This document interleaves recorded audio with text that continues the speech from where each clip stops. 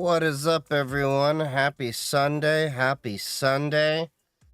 If you can't tell by the t-shirt, I went to Hamvention. I only went on Friday. I only went to Hamvention on Friday because I spent too much money as it was. So, yeah, for those of you not familiar with Hamvention, it is the world's largest convention for amateur radio. And for those of you that weren't aware by now, from all the videos that I've been doing, I've gotten deep into amateur radio and ham radio and all that for a while. So I did pick up a couple of things. I forgot to bring one of my radios downstairs. I got my first DMR radio, digital mode radio. So getting into digital radio. And then I finally pulled the trigger on all the components for my Radio Shack. So, Chief is into ham. Yes, the Jewish guy got into ham.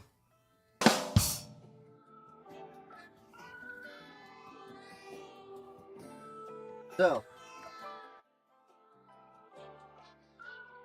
I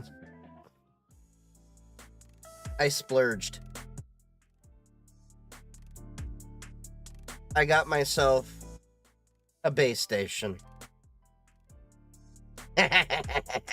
Holy. Yeah, I think it's a good unit to start out with for a base station. Although, probably not what I'd recommend for a first unit until you've gotten through some mobile and transceiver, mobile transceivers like I've used with the TID radio. I've got another, I got an Anytone, I think it's the UV168. It's one of the more recent ones, which is my digital one. I still got to play with it a little bit more to figure it out so we can figure out DMR. If I can figure it out well enough, when I'm at DEF CON, I may set up a talk group for the Renegade Penguins. But I'll figure that out when I cross that bridge. So yes, this is officially the first component, the Yaesu FT991A that I'm going to be using for my ham Radio Shack. So the reason why I bought this one is a good chunk of change, but I did get a $120 discount at Hamvention. It was the unit I've been eyeing to get anyway as a first one. So this can do HF, VHF, and UHF, all in one unit. So a lot of the base stations you get, you either pick HF or VHF or UHF. What's my call sign? I unfortunately don't like to give that out because that gives PII. That's a whole other discussion that I have about the FCC and everything like that. I've made in other videos and everything. But if you ever run into me in person, like I did with many people over at Hamvention, I'm more than willing to share it with you. Just not on the internet. There's lots of crazy people here. But, yes, more ham content is coming. So this guy over here was actually smaller than I had thought it would be. I actually saw it at the Yaesu booth, and immediately I made a beeline when I found out that Ham Radio Outlet had some discounts. So, inside the box, we get the manual. And it looks like they also have a contest map out here. I haven't even opened this yet. Let's take a look at this. And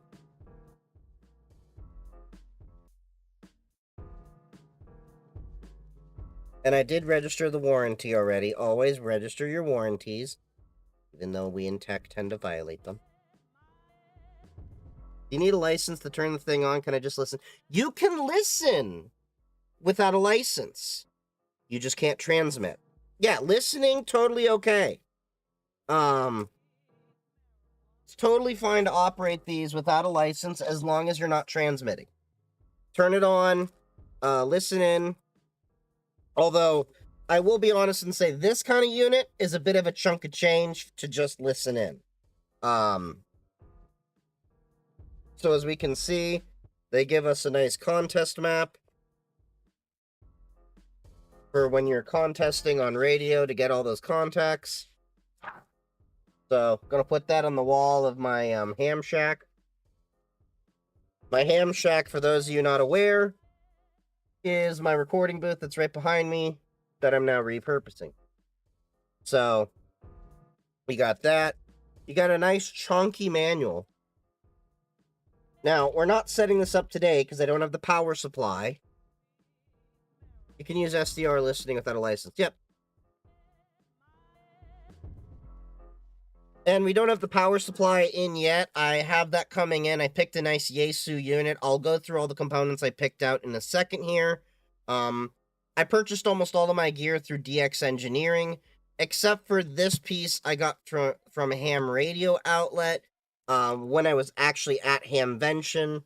How did you get into amateur radio? I first started with ADSB years ago, and then I got into Meshtastic, and then after diving into that many months ago, I decided, okay, it's time to do that. Well, the thing that really helped me get into ham was my architect at work. He is a 20-year ham radio operator. So he pushed me to get my technician, and now he's pushing me to get my general. So, yeah. Power supply cable over here, waiting for the extra power supply. They do give you a handset over here. You know, it's a basic one. I'll eventually get something better. You know, just the basic, push the button and you can talk kind of thing. So I've got several of these, but this is the one that works with that little RJ45 jack that they use in a lot of the handsets. There were a lot of retro handsets I thought about picking up, but I didn't know how to convert them, and I went home and I looked them up. So next year when I go back to Hamvention, I will definitely consider it. HRO is a pretty good store. We've got lots of stuff from them. They look like a pretty great store. It was just DXC had everything I wanted in one go, and 0% finance. But they had $120 off for this unit when I was at Hamvention. And I've been eyeing it for a minute, so I decided, what the hell. As you can tell, this is the first time I'm opening it. Don't pull a Linus, don't drop this.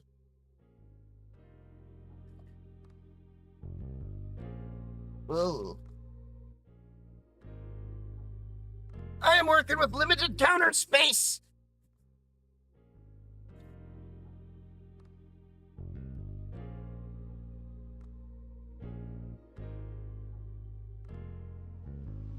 Yes, I haven't unboxed this yet. It's not as big as I thought, but it's definitely dense. It's got a handle on the side. Little kickstand over there. It's got some nice connections, as we can see. So it's got two connectors here. One for, this one is VHF UHF, and this one is HF. I'm going to have two antennas installed in my house. On top of the ADSB and Meshtastic and all those other things. It's got a RIDI data cable here. Ton line. I gotta figure out what that one is. It's got an external speaker. I do have an external speaker coming.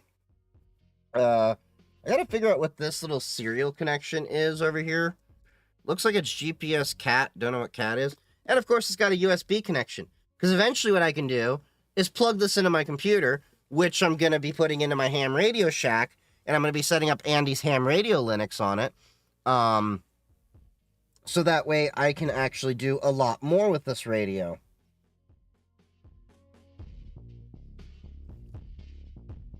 That's a nice little guy over there. I just don't have the...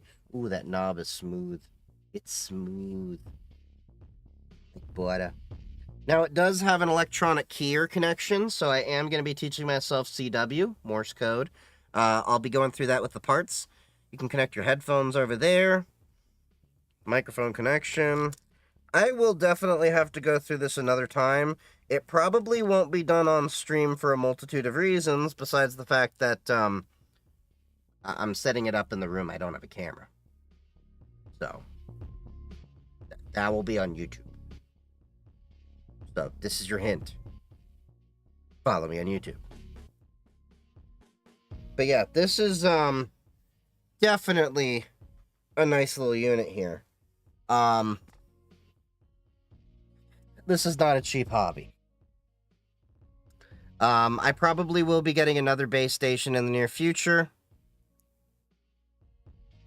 Does it run Doom? I'll probably be getting another base station in the near future. Because there are some other ones out there that look really nice. This one just happened to be, for lack of a better term, the lowest cost solution to do what I needed. Because I was looking to get into HF, but I also wanted a powerful base station to do VHF and UHF. And this can do 100 watts. It's not the most powerful out there. There are 200 watt units out there. You can also, of course, do amplification. But this was, I think, the best of both worlds, because one unit to do HF, VHF, and UHF is pretty nice. And it comes with a 3-year warranty from Yaesu, so I'll get the dog in a treat in a second, Vampire. It would have been banned for Truman to get into ham radio. Wait, what? Oh, The Truman Show. Yeah. You should watch that. Hook a Raspberry Pi into it and remote into it from your house. I could do that. I could totally do that once I get into learning the remote control aspects of it. But first, what I'm going to do is set up Andy's Ham Radio Linux, which we will be talking about in a little bit here. The creator of Andy's Ham Radio Linux was actually at Hamvention. It was the very first talk. That is the specific reason I went Friday. I was more so like thinking, okay, I'll go to Saturday, get all the, find the little bits and bobs. Oh, I got a better antenna for my car. So, yeah, for those of you that don't know, I have a ham radio for my car. I take it out of the car because I don't trust people, see something like that and go, ooh, psh, fine. Got a better antenna for the car. I got another antenna for the house, but I realized when I got home, it's a Type N connector and not an SO239, which is what I was trying to standardize on. SO239 is these connectors. I could put an adapter, but then you would have some loss for the connection there. And that kind of defeats the purpose of what I'm trying to go for, so I had to rebuy the whole antenna in a type, in the proper connection. I'll be able to reuse that antenna for something. There's some base station down the line I will probably be able to use Type N with. The downside is Type N technically is a better connector, because Type N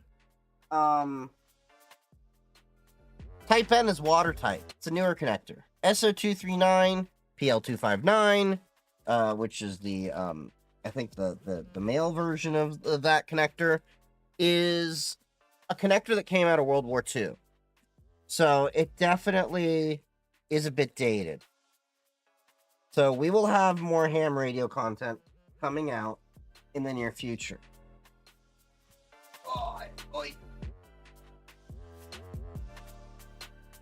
The problem is getting this back into the damn box.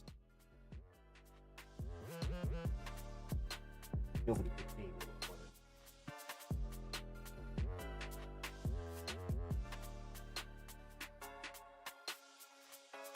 All right, it's in the box.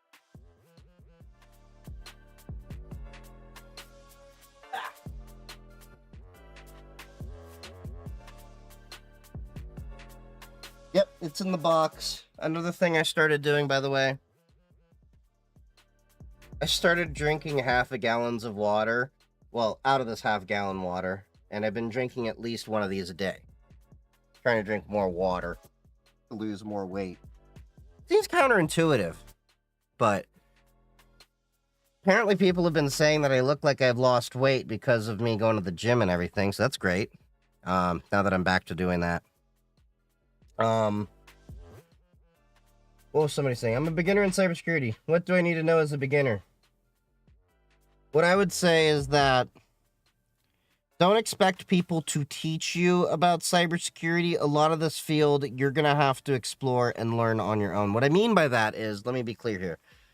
Don't expect people to spoon feed you. Don't expect to be spoon fed. In this field, you're going to want to learn to springboard. I find the biggest issue very often is a lot of new people into the field jump in and think, oh, I'm just going to learn about it in a classroom and that's it. And the biggest, I think, flaw of people that are new to cybersecurity is thinking they can do well in cybersecurity without having knowledge of IT leading there. I think it's very, very, what's the word? Not disadvantageous.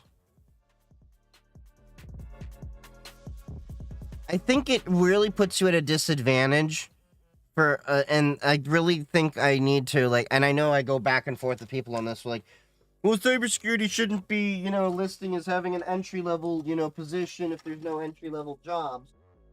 Well, the reality is that,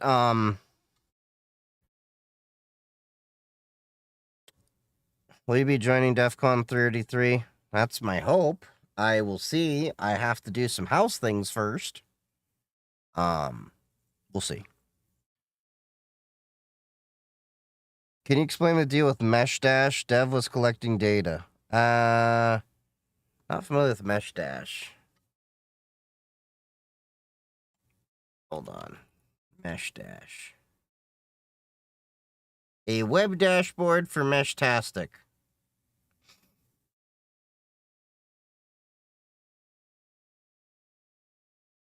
Somebody deleted it already? Huh. I mean, if you're collecting data on a... I mean, if you're connecting to a website, I mean, it's kind of expected that's gonna happen.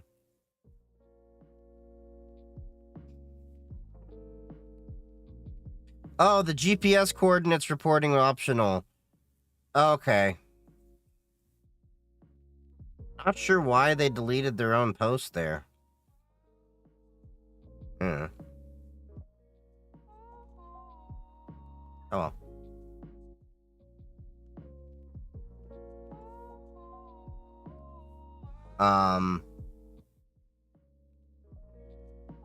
Heard of some cybersecurity issues with Meshtastic. Can you say anything about the topic if you know about it? The only issues I know about are the same things with any radio, is that anyone can listen in on any radio conversations, and there's nothing stopping people from collecting data in the messages that are passed, even if encrypted, and then decrypting them later. That's just common knowledge of any communication out there. But that's about the only issue I know of. By default, it does communicate in an open format, but yeah. What's up, Bedrock? Oh yeah, you asked for the points to get my dog treats. Barack! Ari! Today was a good day. Got a 24 terabyte Seagate external drive for 280, so 1166 per terabyte. Nice.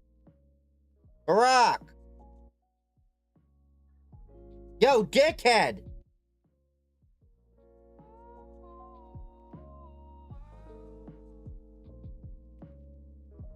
Are they outside? I don't hear them.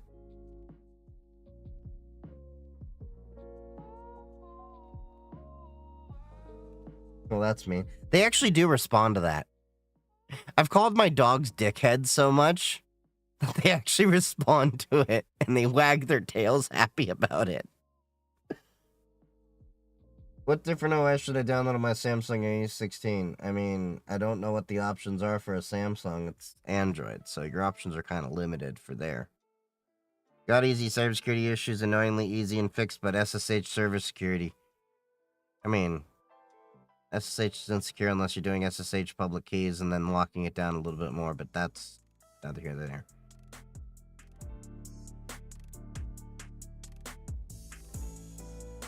But yeah, I got plenty of equipment coming my way for the ham shack. Thought I'd show you some of the stuff coming in, and y'all can ask questions.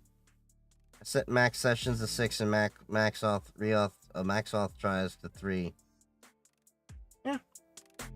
So this is the SWR meter I've picked for my shack. So the reason why we need an SWR meter, you don't really need, but it helps you understand the power output that you have, input, output, and as well as your SWR, because you obviously don't want to have too high of an SWR. I'm planning to put that before the tuner. Oh yeah, that reminds me. I didn't put the tuner in the list. Let me grab that. Ham radio tuner. I found one that's open source. The person that's been getting me into ham radio showed me it. Of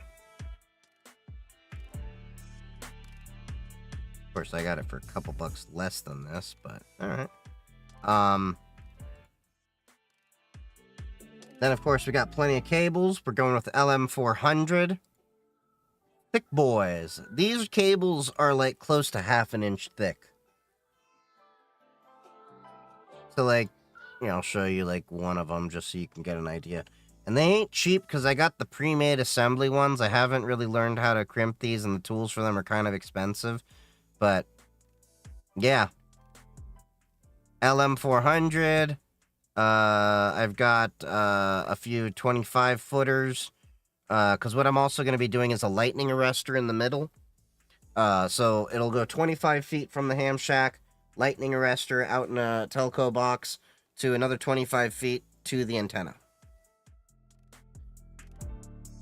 Got some guy wire kit. We're going to need that for... Not that.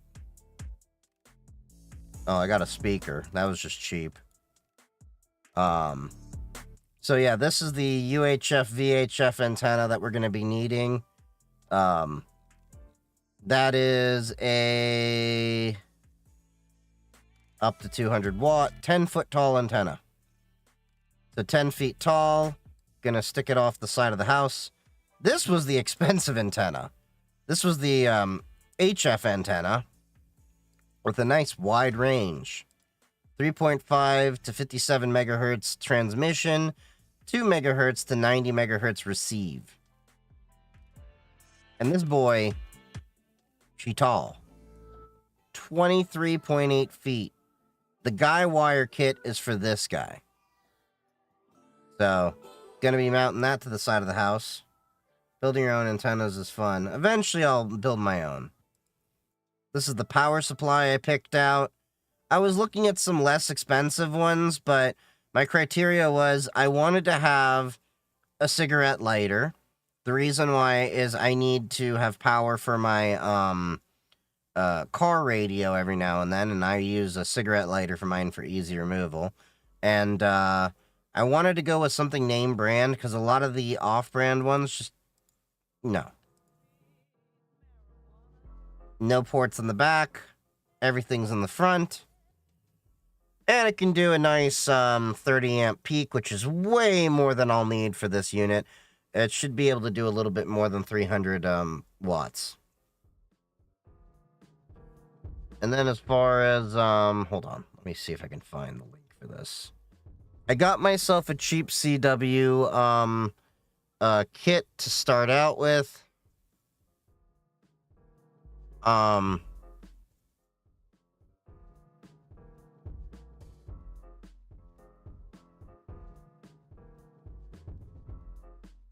got this guy. It's a nice little $46 one. I got it in blue before they ran out. I'll get a nicer one later if I get deeper into this. I'll let you know how it goes. And then as far as the tuner, let me pull that up. About to build a home server with an EVGA X570 5600G and maybe a vintage Area 151 case. Nice. What are you going to plan to do with that?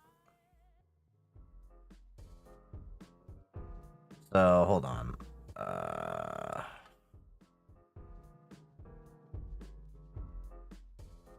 So this is an open source tuner. I'm gonna pull up another site. Hold on. If I can find another site. It's an ATU 100 EXT. It was a relatively inexpensive. Yeah, this is the same thing. Same thing. I found it cheaper. But this is the tuner for HF. Supposedly can do up to 1.8 to 55 megahertz. Don't know why it says 30 megahertz there. But yeah, everywhere I saw it said 55. And yeah, this should be a nice little setup here. Now, what I'm curious about is it has this antenna drawing here, but then it also has power here. Why would the antenna go there? Unless it's doing... There's a different way to do antennas. But yeah, this little guy is an open source tuner for the HF side. When you're doing HF, you apparently want to have a tuner. I'm just going to start getting into HF, so we'll see how that goes. But yeah, this is not a cheap hobby. Definitely spent a good bit of money. Oh, speaking of good bit of money, so it looks like I may need to do some stuff with my roof. And I had the pushiest roof salesman come in and was just trying to get me to do a sale today. And I was like straight up like, look, you are the first contractor I have met with today. Or not today, period, to look at my roof. I am not signing on anyone. I don't care how much you reduce the price. I need to do my due diligence. And it's feeling like after doing a little bit of research after the fact, they probably knew they were going to be one of the more expensive ones, which is making sense. Anyway, Hamvention was great. I definitely will be installing AHRL very soon, and we'll be talking about that. If you're not familiar with it, that is this. Andy's Ham Radio Linux, which is a bunch of ham software in a suite with patches and everything that is designed to work on many different Linuxes. So you can download it. And it downloads a nice large tarball file of a little over 500 megs. But it expands into like 6 or 7 gigabytes he was talking about. It's got a bunch of different softwares in there. Originally, he had a distribution based on Ubuntu, which was a remaster. And, yeah. He was talking about it at Hamvention, and it looks like a meanwhile project that I'm going to be installing it on whatever flavor of Linux I put on my Linux laptop. Pop OS for gaming and Mint, what is your opinion? They're both Ubuntu-based. 6 half a dozen the other. I think Pop OS just has a better flow, but that's just me. Mint tries to look like Windows, but Pop actually tries to be a little bit more fluid. I use Pop. Either way, you're going to be ending up using the same core software. I think people need to stop thinking about which distro is better for, gaming or work or that. It's really about workflow. Almost all Linux distributions, at their core, use almost all the same packages, or at least softwares, with the major difference being the graphical user interface. Now, there are a few things underneath the hood that are a little bit different, like the sound systems, like Pop OS's Pipewire. I like Pipewire. There's others that are still using ULSA and stuff like that, although ULSA's still baked into Pipewire and all. Anyway, some may be still using initd, some are using system, most are using systemd. There's a lot of different things that go into it, but all in all, if you're using AMD or NVIDIA, you're using the same softwares. Intel AMD, same microcode. It's all the same stuff, just repackaged in different ways. And fundamentally, there's not much difference between going to Pop! OS, Linux Mint, or others. You'll find bigger differences when, say, you go to like a Fedora, Arch. Well, yes, we know Arch people. You use Arch. But don't get too hung up on which distro is better for this or that. It's a different workflow. It matters more about what works better for you. That's it. I like Pop! OS. Not everyone may like that as their preferred version, but yeah. I also got a bit of a headache today. I was working on the fence with some friends, trying to get that repaired and replaced so that I can get my dogs out there without being on a lead, and I don't know. Just been a little bit off today, so we'll see how well I do today. Oh yeah, and Andy's Ham Radio Linux, by the way, can work on a Raspberry Pi 4 and 5. He explicitly said Raspberry Pi 5 works a lot better. But it's got software in there for SDRs. You've got Arduino, support for FT8, digital radio. You can learn CW, which is Morse code, as I've talked about. There's a crap ton of different things in here. So, yeah. Is there one similar to Mac workflow? Yeah, Pop! OS. That's part of the reason why I like it. I do like how some of the Mac workflow works, although Mac shortcuts are really weird. But, yeah. I'm more of a fan of Pop! OS and how they do things, and also how they pre-qualify things like the NVIDIA drivers before actually running it, but to each their own.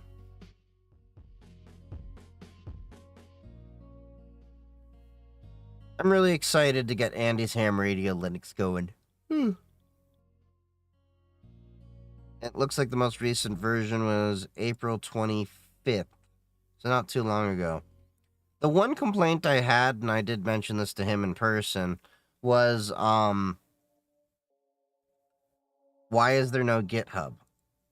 It's on SourceForge. I'm not the biggest fan of SourceForge.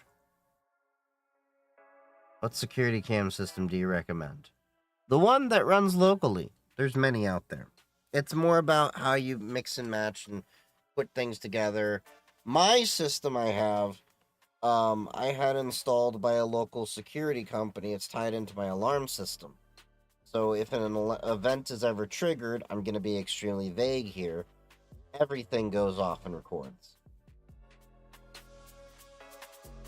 I explicitly don't tell people what equipment I necessarily use. But there's many out there. There's many different ones out there that will do a great job. Just don't use Ring. Just do not use Ring.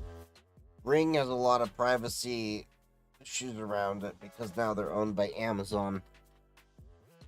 Although props to the creator for making a bundle and having Amazon buy them for $1 billion.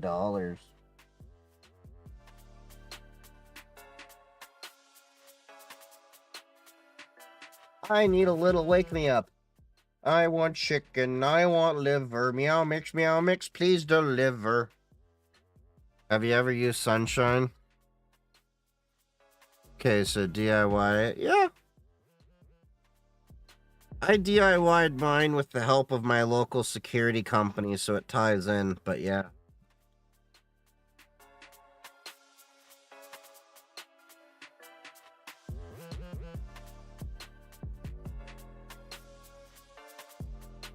I recently upgraded to the S25 from an S21 Ultra.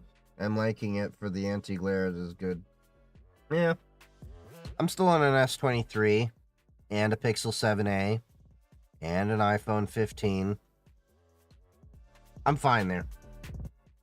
Cloud gaming for AMD on Linux. Interesting.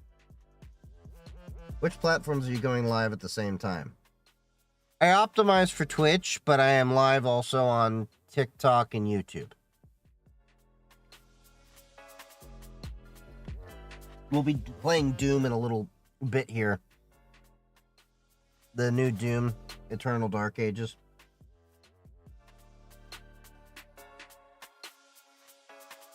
I played that game and it looks sweet. It feels sweet. Different mechanic though. But yeah. I still say I'm a big fan of Doom 3. Doom 3, Doom 3 BFG Edition, and Doom 3 Resurrection of Evil were nice. If we can get that feel, that would be great. But I know we're probably never going to go back to that because, well, to the new people it feels dated. But I like that feel. It was awesome. But, yeah. I'm enjoying my new ham radio hobby, but I got to set up the ham radio stuff. I am not necessarily looking forward to setting up the antennas. I'm going to have to mast them on the side of the house. I've got some masts for it because I may have to get the roof replaced. And I can't do that on the roof until the roof is possibly replaced. I have quotes through many different contractors this week to get that done. And once it's done, then I shall look at getting them installed on the roof. But once I do, that's going to be a pain. I need to figure out how to guy them.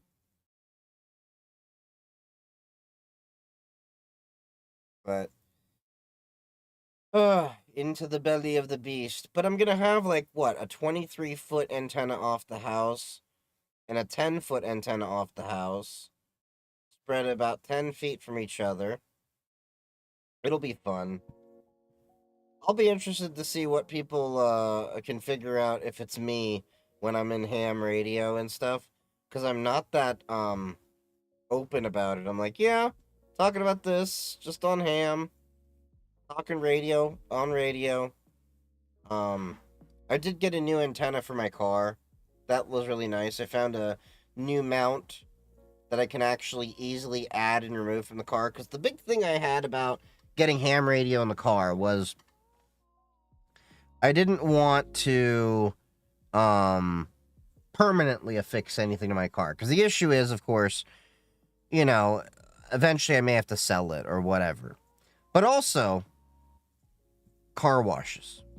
So I found a unit that I can clamp anywhere on the trunk. And it works nicely. And then I can undo the clamp and just let it go. And it doesn't leave any mark on the trunk either. It's great. And I got a nice antenna. I should have brought the box for it. I did my first call right before the stream to make sure everything was working. Made a contact. Confirmed it's all good in the mobile ham radio unit. So it's an inexpensive little Anytone. I want to say 778. I could be wrong on that number. It's a nice little 25-watt unit. Perfect for in the car. Perfect for when I'm driving and doing things.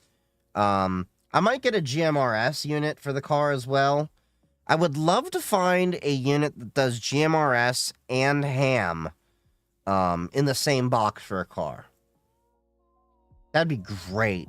But probably be dropping a lot of money. If anyone knows of a unit, please let me know in the Radiohead's channel inside of Discord.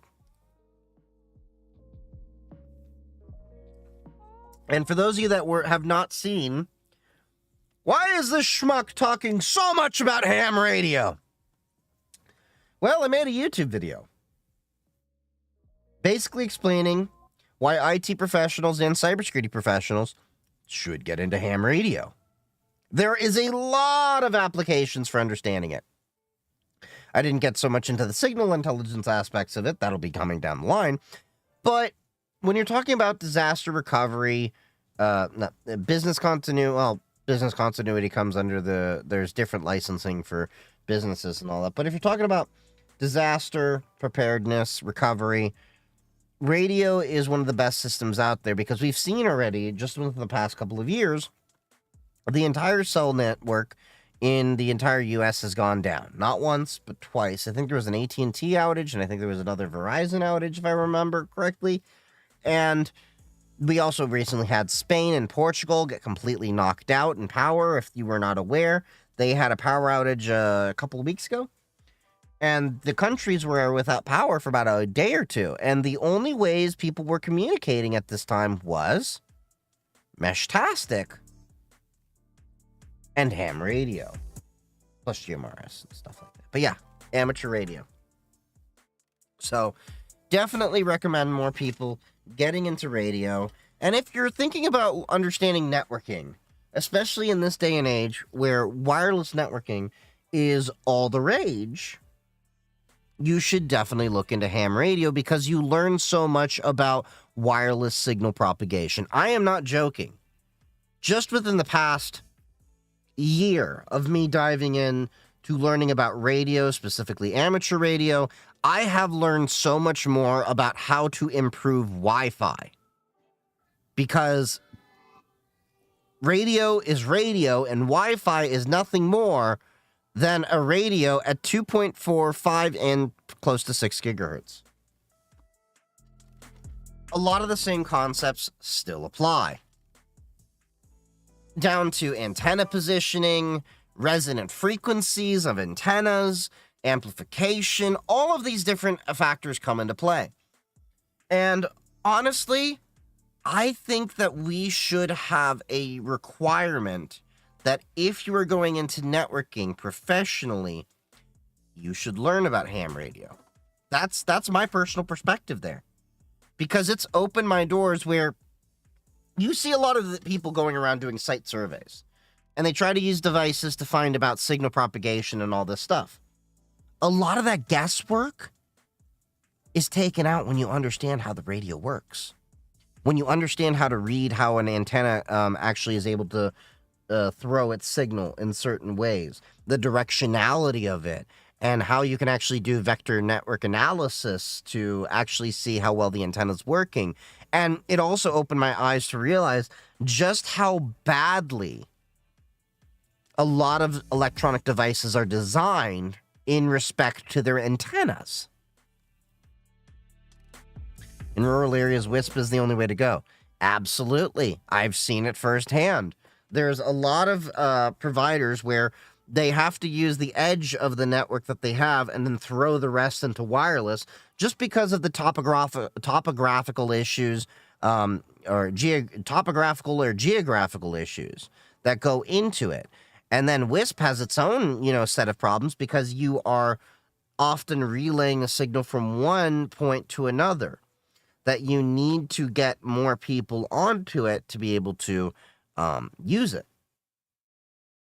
There's a whole science and art that goes into radio. And yeah, it was also wonderful while I was at Hamvention in Dayton to see there were many children that were actually into radio.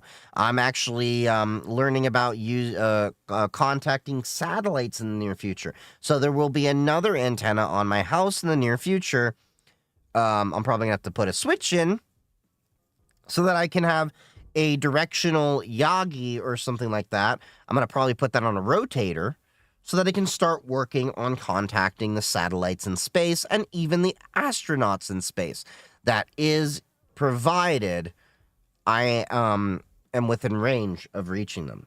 Now, the one upsetting part of getting into ham radio when I did now is we are on the down peak of the solar curve. I need to learn this aspect more. I'm going to use all of next weekend to study for my general radio license because I've been meaning to do that for months and months and months, but I haven't really focused on it. So I gave myself 2 days off after Memorial Day from work, PTO, and I'm just going to spend the weekend focusing on studying with ham radio prep, which, by the way, if anyone wants to go to ham radio prep to learn about ham radio, I did talk to them and they managed to give me a 10% discount code. You're all welcome to use. Use code ChiefGeek3D. It's been a great platform for me to learn.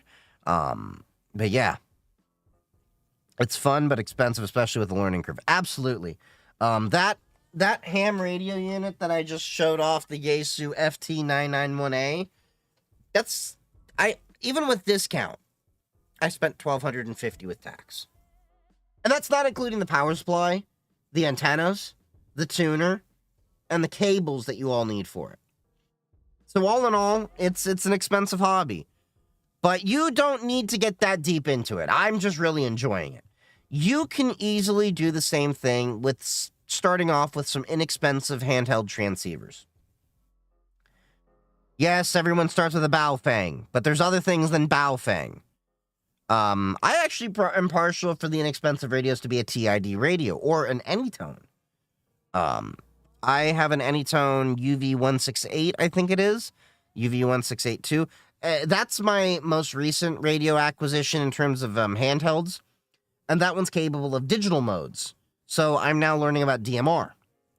It doesn't do D-Star. Eventually I'll get a Kenwood DHT75A for that. Rip and tear. Thank you for the follow, Soul Slams. SSH server secured. Nice. Are you setting up fail to ban for your servers? I recommend fail to ban. Set up fail to ban, and then you can set it up to do that. And then what you can also do is, if you use uncomplicated firewall, you can set a SSH limit rule. If you haven't already, I think you mentioned that you're doing limits. But yeah, use fail to ban and set up your filters for it nicely so that you can block it after a certain amount of hits in a certain amount of time. And for those of you curious, that is fail. Number 2, ban. It's a great platform, a great software for an IDS IPS. Yeah. I've seen a video that called that the North Korean operating system can't be trusted. No, really? Okay, so real story. A few of us have actually been using Red Star OS, the Korean OS, to make memes on it. Because we do know for a fact it is reporting back to North Korean servers. This has been confirmed by us analyzing our own traffic. And I like to use GIMP on it. So that way I can make Kim Jong-un memes. Kim Jong-il? Kim Jong-un? Is it un? I think it's un. And I make Kim Jong-un memes. So some poor sap has to go and review my content. Network engineer and security BS to cybersecurity masters. What you think about that? Well, you're talking to a guy that didn't go to college for it, so...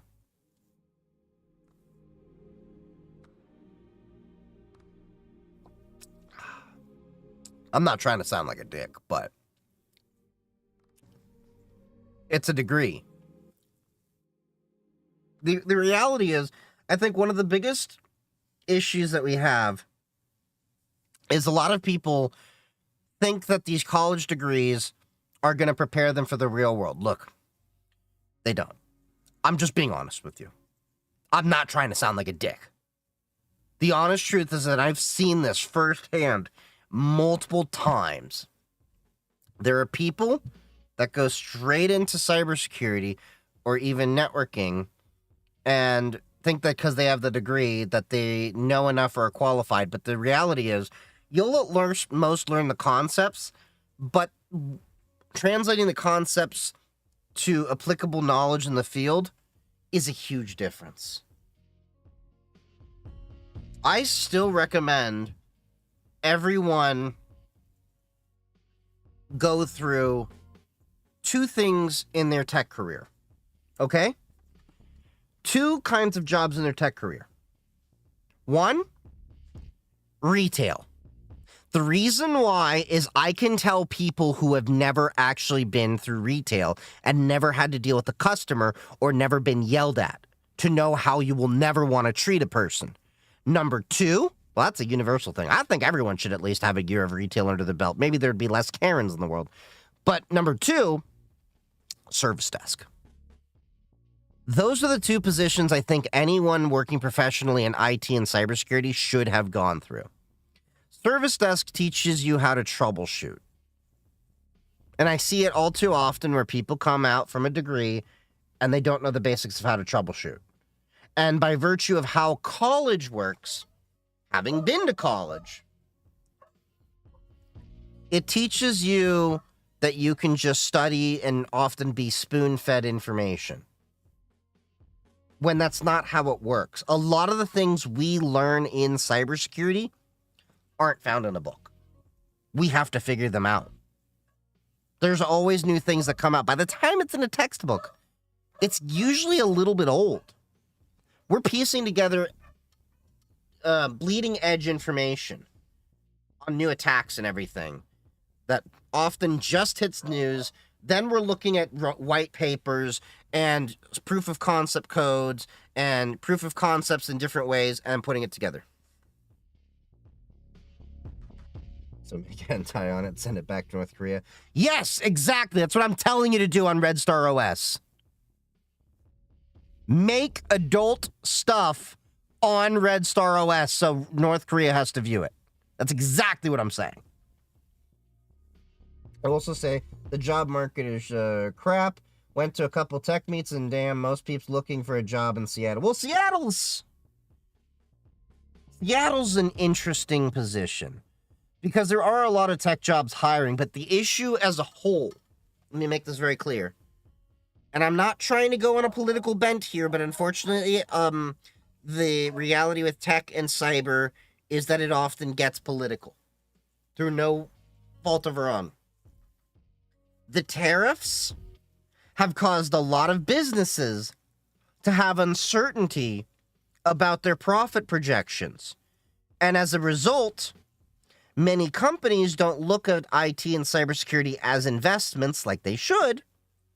They look at them as expenditures. There are companies I know firsthand, and I think mine is one of them, that has actually frozen the hiring in many different areas because they are so uncertain with these tariffs and how it's going to hit their bottom line. And I think that's hitting a lot of different companies right now. That's the unfortunate reality. And we're going to see these knock-on effects to the U.S. economy for the foreseeable future until there is a course correction that is sane. And I'm going to be honest. This isn't me, being like, if you've seen any of my content, I hate all politicians. But Trump is especially bad. He does not know what he's doing. The uncertainty that he's creating in the market is causing a lot of issues for companies to want to employ because they have to consider their bottom line. And if supply chains are costing more money, that affects their bottom line. Even Walmart has announced they're going to have to raise their costs due to tariffs. Have you worked in any other field other than cyber? Yes. I worked as an electrician. I worked retail, as I was talking about a little earlier. I've worked in IT, networking, specifically in managed service provider. I've worked in many different fields. There was a time I actually did car audio installs too. And cell phone repair. I've done a lot.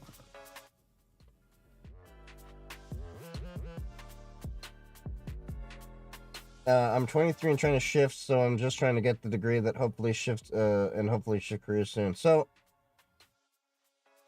here's the thing. You don't necessarily need a degree to get into this field. I'm saying this is someone that doesn't have a field in a degree in cybersecurity. Hell, I went to ITT, a BS college that was caught defrauding the U.S. government, and my degree is essentially worthless. It means nothing. I didn't learn anything in terms of IT there. And I worked in the field before I actually had a degree.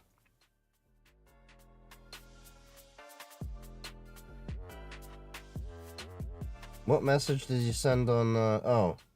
Hey, dude, been watching you for a while. I'm a third year at comp size student trying to work on getting an internship in cyber networking on IT.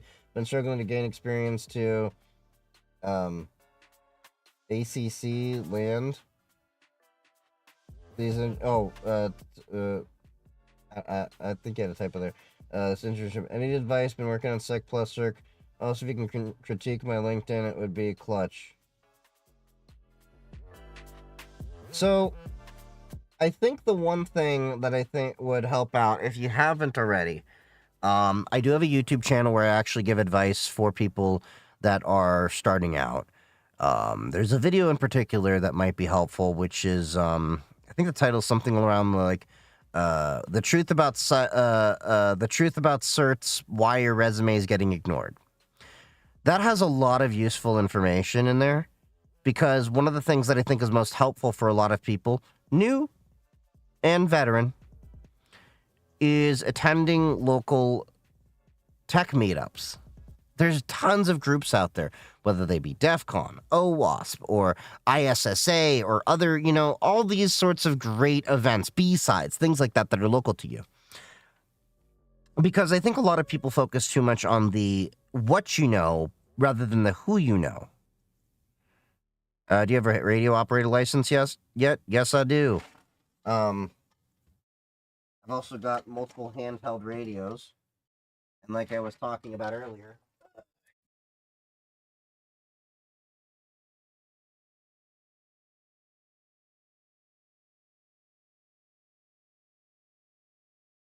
I picked up this.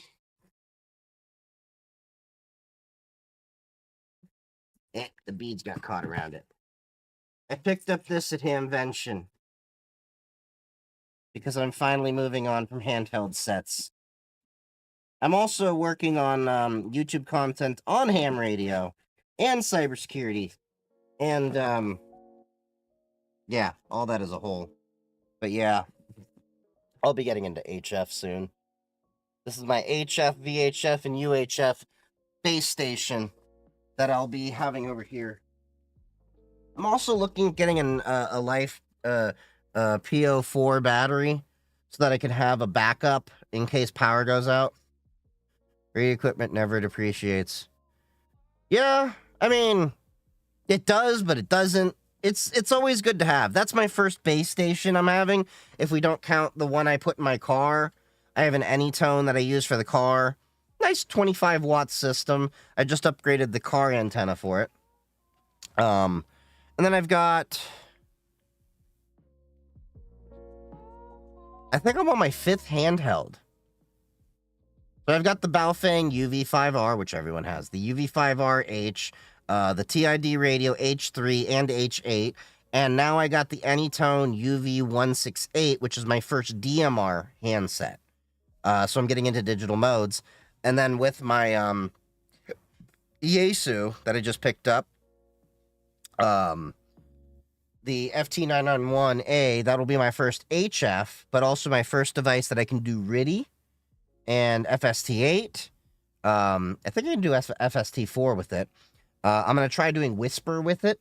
And I got an antenna. I got the Comet antenna, which I should be able to do 2 to 57 megahertz with, as well as a diamond connection antenna that's going to let me do the 144, was it? It's a dual band. It's VHF and UHF. Do you have a partnership or something with Ham Radio Prep? Kind of. I'm not making money on it. To be clear, I just got a 10% discount code for everyone because it helped me out. So I wanted to help everyone in my community out. So I'm not making any money off of it, but I did, yet. Down the road, that may change. But I did at least want to help out my community wherever possible. The same way as, I get codes sometimes for YubiKey, but I don't make any money on it. I just say, hey, here's a discount for $5. I will always do my best to promote the items I genuinely believe in. And Ham Radio Prep, I bought them, used them, and they helped me pass my technician license in like a very rapid amount of time. And I bought the, I spent $80, and I got the Technician, General, and Amateur Extra license package. I don't know if it's still on sale for $80, but you can get an additional 10% off with my code, ChiefGeek3D. And they do a great job. I honestly think I'm going to try going all the way to Amateur Extra. But right now, I'm focusing on getting my General so I can get the wide swath of HF and all the other bands that it opens up. Amateur Extra only opens up like a tiny sliver of the band. We'll go through the band plan so you can see what I'm talking about.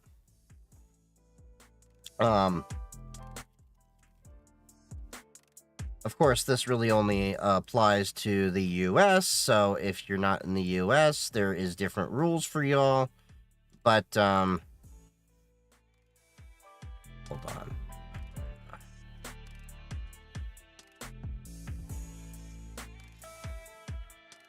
I'd be using Shodan to see if there's any online WebXP camera online, because some of them can be accessed from the web browser, and I remember checking a camera in Shodan of a birdcage. Yeah.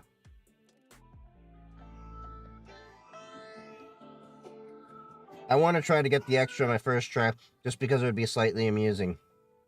Now, do you already have your General and Technician? Because you can take the Amateur Extra, but it doesn't qualify you for anything unless you have your Technician and General already passed. You can technically take all three at the same time. It's just stressful. Anyway, this is the band plan, as we can see currently for the US. So currently I'm on my Technician license for a little over close to a year now. So with Technician, we can use anything labeled T I can use. So 2 meter, 6 meter, 50 megahertz, I can use that. And then 1.25 meter. A lot of devices don't have aren't capable of using that. We can use the 70 centimeter, the 33 centimeter, which is overlapping with the technically you don't need a ham license to be able to use this, because that's where Meshtastic falls in. We can also use the 23 centimeter band, which I haven't really tinkered with too much. But 28 megahertz band, if you see, I can only use SSB, single sideband. But I could open up, I can open up on the 28 megahertz band to be able to use more. And as you can see, nothing I can do on the 12 meter band, the 15 meter band, the 17 meter band, 20 meter band.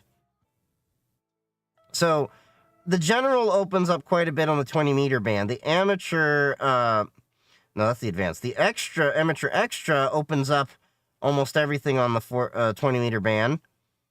Now, yeah. And then as we can see, General opens up on the 40 meter band over here, and the 80 meter band. Now, the one thing, I eventually want to use the, I want to get into these a little bit more down the road. The 160, 630, and 2200 meter bands. These would be interesting to play with. But these I need to get General for. And I just want to check something. I'm from Greece, and since 2 exams for a Greek license rarely ever happen, we prefer to get the US one. Then we have it translated for a small price. Interesting. Shodan is a powerful web tool. Yeah, I've used Shodan before. So the Yaesu FT991A. Let me check this out for a second.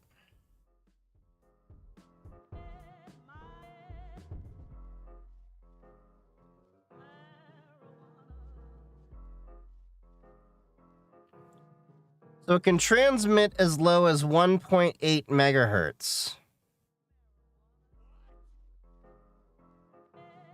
But I want to see. that Comet antenna that I was using.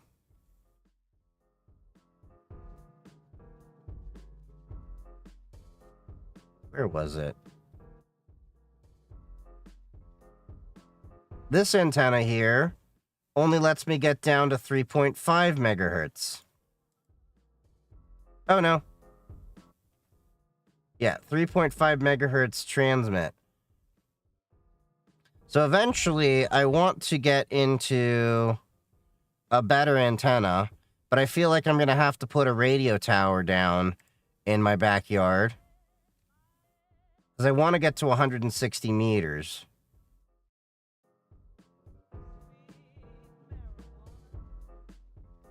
Yeah, I'm going to have to, you see how, this is 43 feet.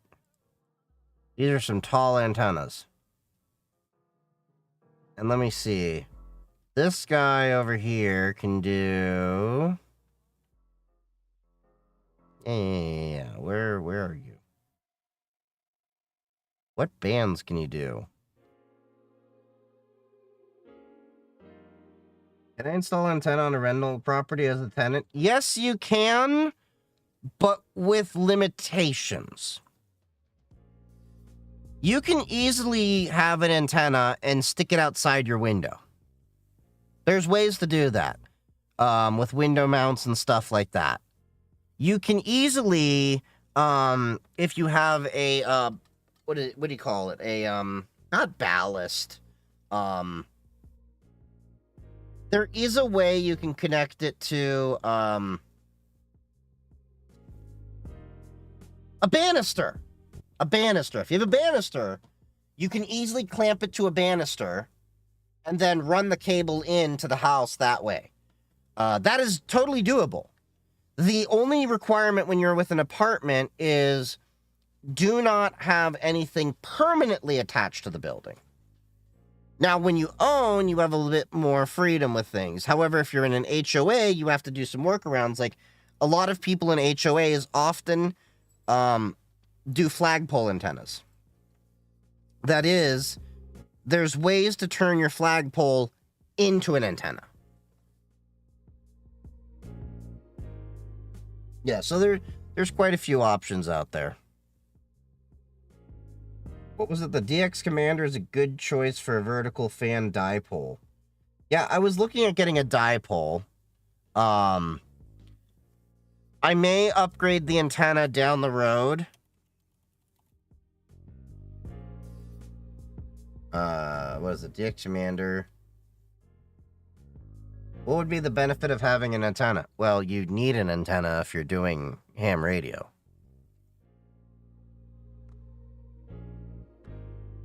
Just plain and simple, you need an antenna.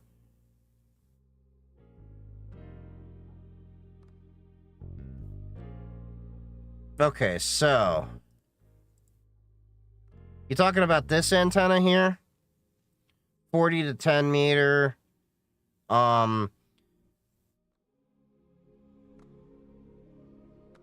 So I saw this antenna.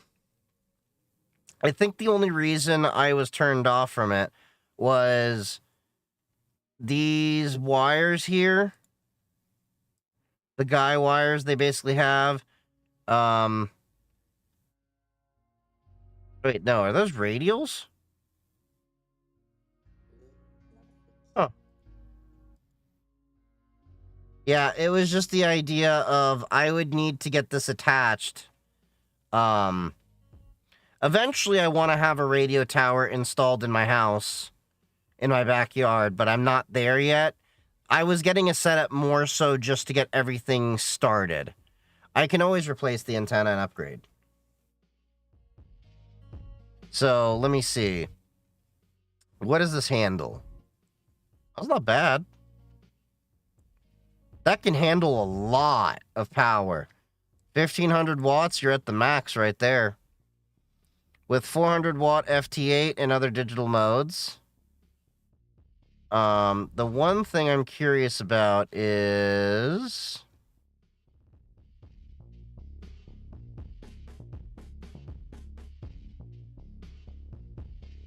Let's read this.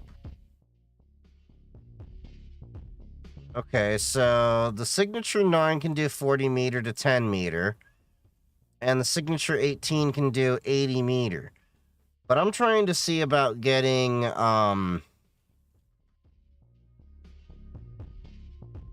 much better than that, because the 80 meter band, I can do that with the antenna I got. I'm trying to see about getting to a 160 meter band. That would be the reason why I would upgrade anymore. So, let's see. Let's see what we got. We got, let's see, HF.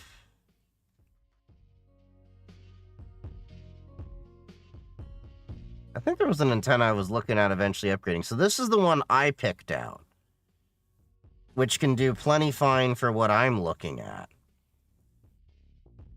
But what I would like to do is see what I could do at the 160 meter band. That is an interesting shape and an interesting price, to say the least. That's a 55-foot antenna. That would need some significant guying. Like, I would probably have to drop that in the middle of my yard, put the guys all around, just so that I can keep it stable. But that might be doable. What's the difference between these two?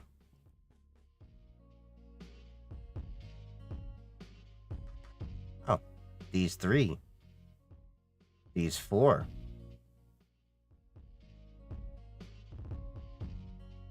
Okay, so this is a... Okay, I'm not quite seeing the difference between these 4. Ground-mounted vertical, you'll work DX as you never could with a low horizontal dipole antenna.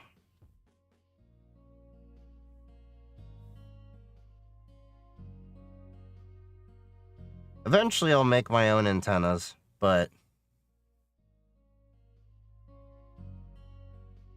Let's see.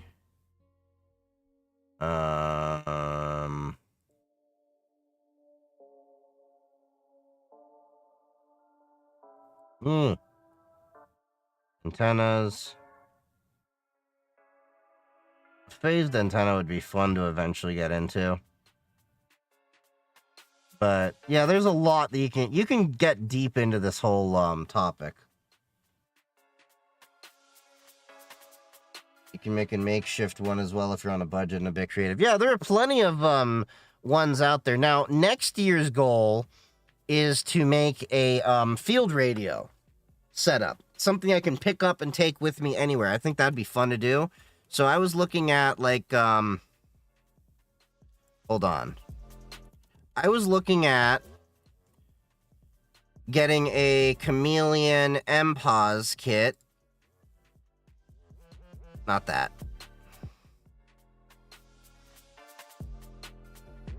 This. This is an HF antenna kit with a balun, and, you know, you have the ground spike here. You can have a dipole easily, and set it up in many different ways. But the really cool things with this is that you have the wires that you can actually set up in so many different ways. So you really, to give you an idea, like, you don't need to be specific to just, oh, there's this dipole here. So, like, you have your portable vertical here. Okay, typical. Then you're going to have your, you know, ground radial attached to it with your wire out. Then you also have the way that you can actually just use a wire, string it up between trees, or say you're on a beach. You can point it in different directions. This is what I was talking about, like, in terms of networking. Learning how radio operates just opens your mind into understanding wireless network connectivity a lot better. So, yeah, it's fun. So, like, you can make an L, inverted L over here. You can make a inverted V. I've seen people that have literally made their fences, their chain link fences, into an antenna. There's so many different ways that you can, you know, make an antenna. It's ridiculous. And You even have a vehicle installation there. I actually just had a vehicle mount as well. I'll probably have some content on that in the near future.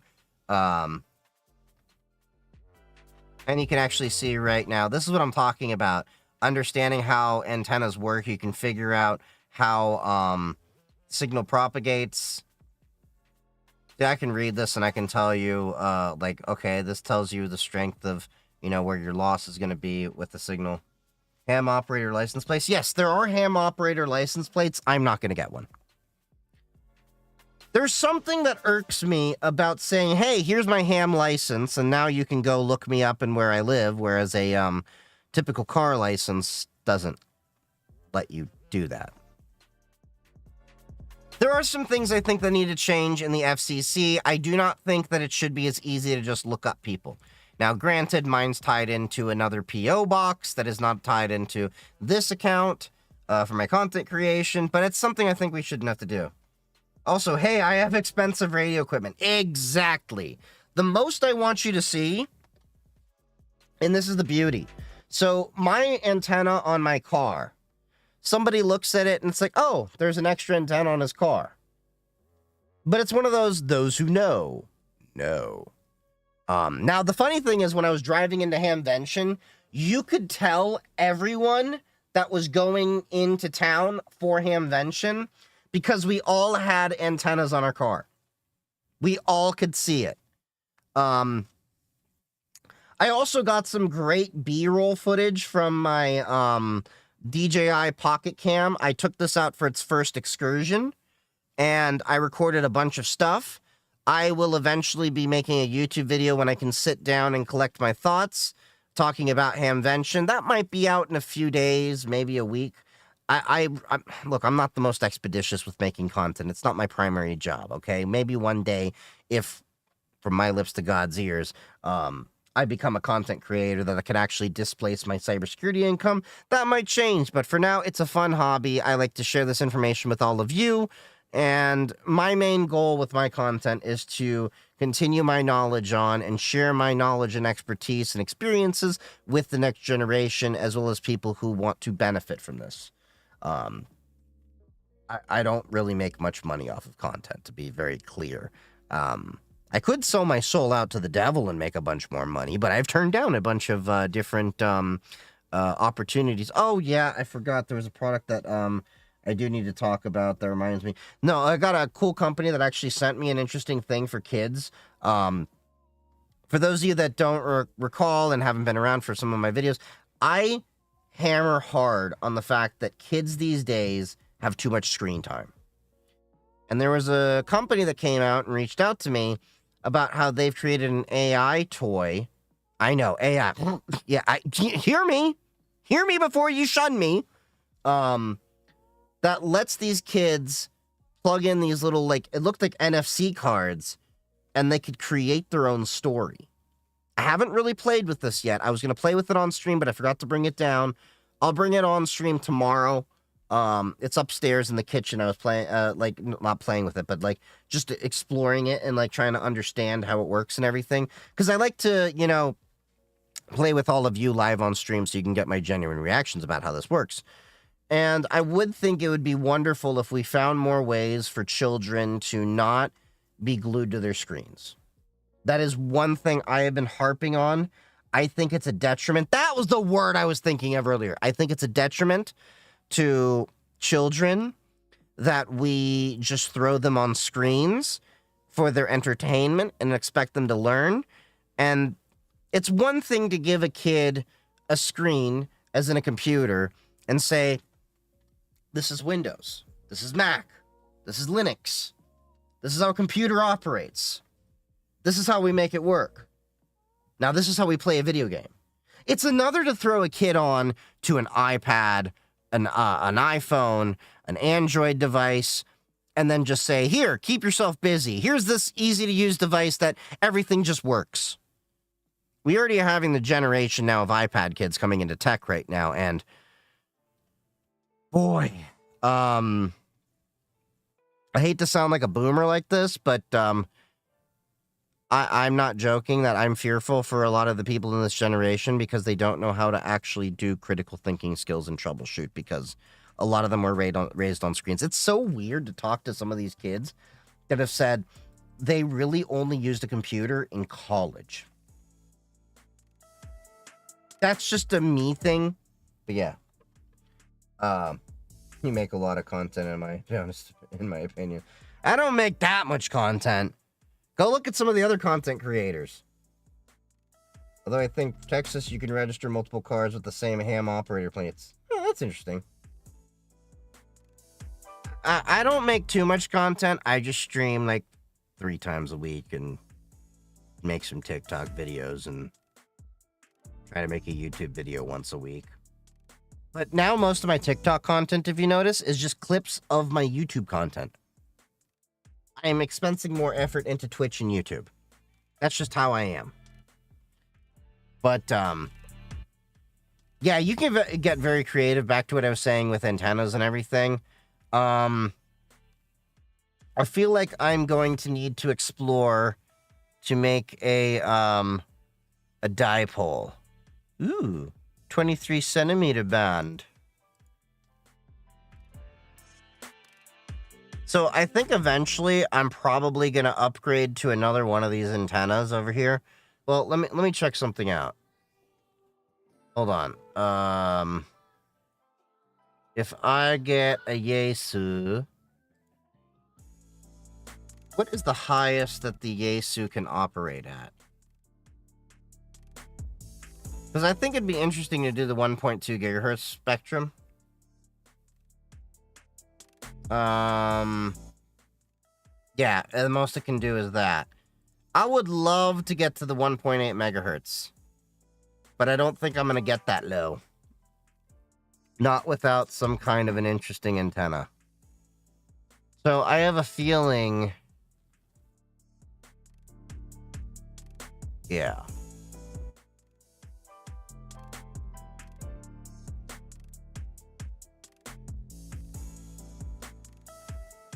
I'm going to have to figure out what I'm going to do for my next antenna and everything. There was another antenna I was looking at.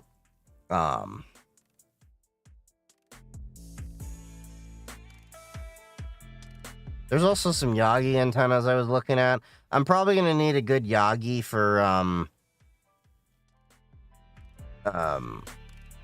what's the word? When I do my satellite stuff. I need to do some more research on getting into satellite radio and stuff like that. I think that'll be fun.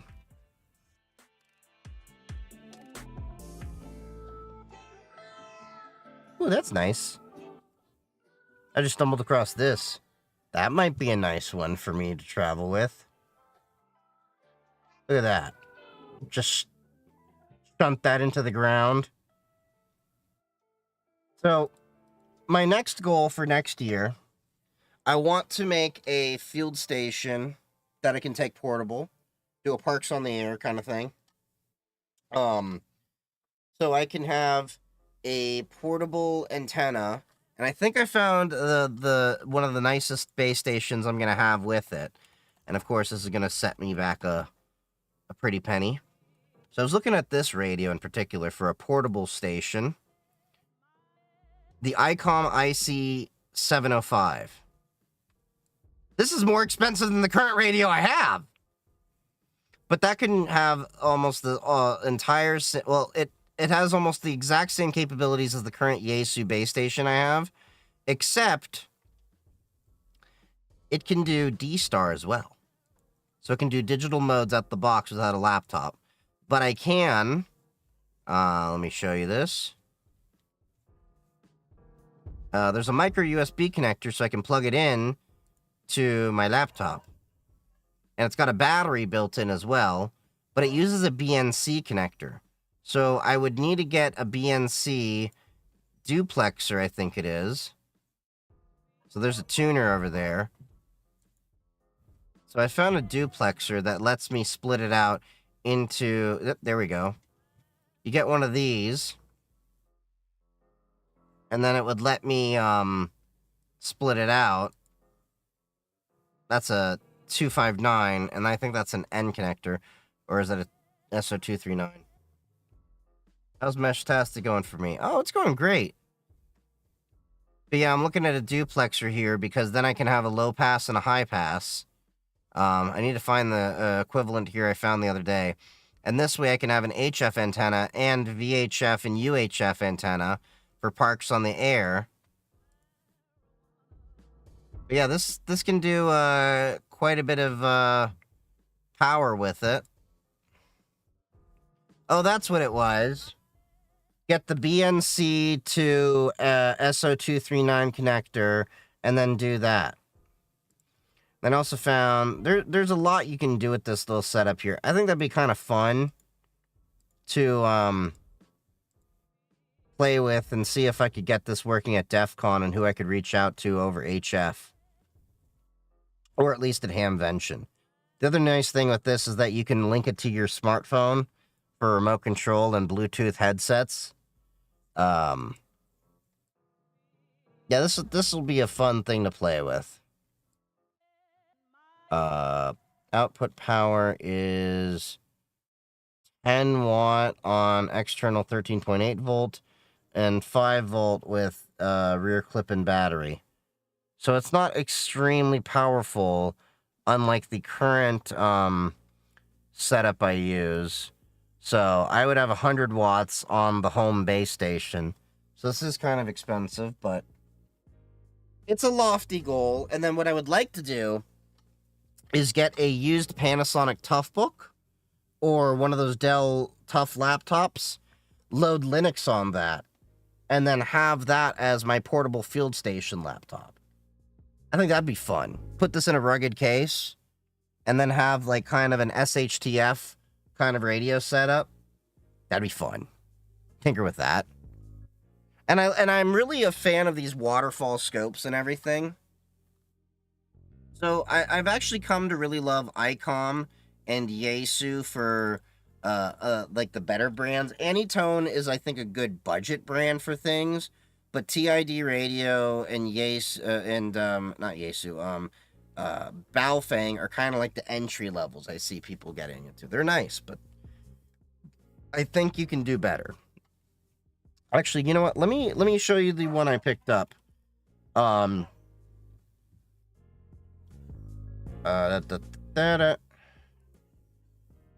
think it was... Hold on. Anytone... Was it the UV2 Plus?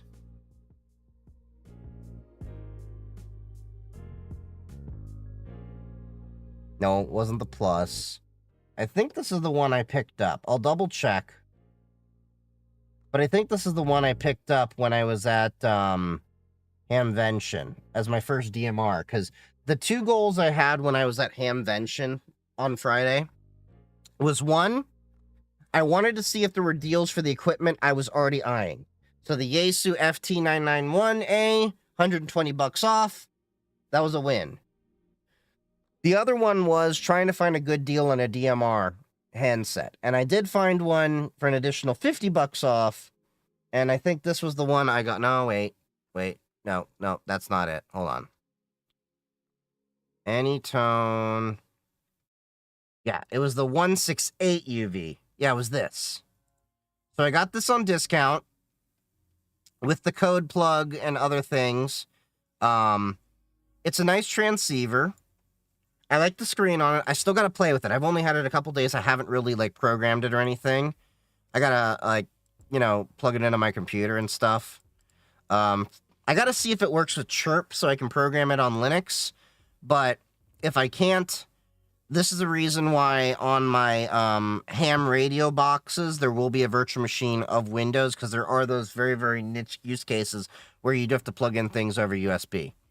But anyway, this can do digital as well as analog. So this has all the capabilities of my TID H8, I want to say, because I don't think it does aviation bands. Does it? I don't really say. Nope, doesn't do aviation bands. It doesn't have a weather band. Huh, that's a bummer. Because I like having a weather band for NOAA. I think that's what they mean by that. Anyway, I probably will still be carrying at least my H3 around with this, because the H3 at least gives me the capability of aviation bands and weather bands, which I find is useful. So if you see me at DEF CON, you'll probably see me with 2 radios. This does digital, though. DMR, not D-Star. D-Star is specific to the Japanese Amateur Radio League, and it's really only ICOM and Yaesu that use those, whereas DMR is more of a European standard, which is a little bit more popular. So I thought this was a good entry point, because the other one I was looking at was the this, which I eventually do want to get, but it's that's expensive.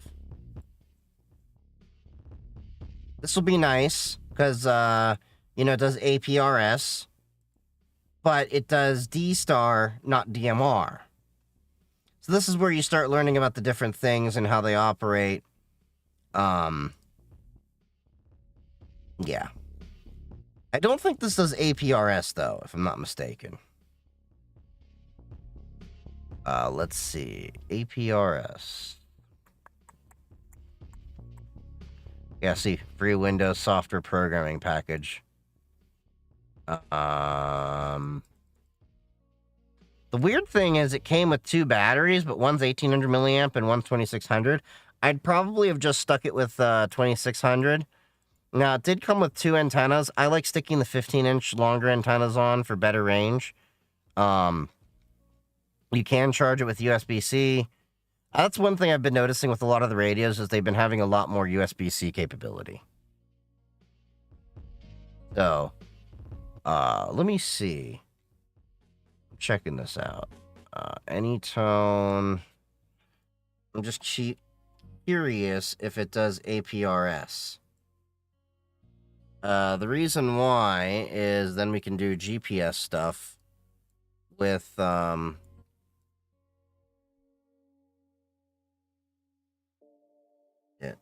What is Chirp? Chirp is an open source software. I can actually show you. Yeah, I know. There's a new version enabled. Yeah. This lets me program my radio. So, I don't have a radio in here right now. Hold on. Do I not have my radio reference credentials in here? God damn it.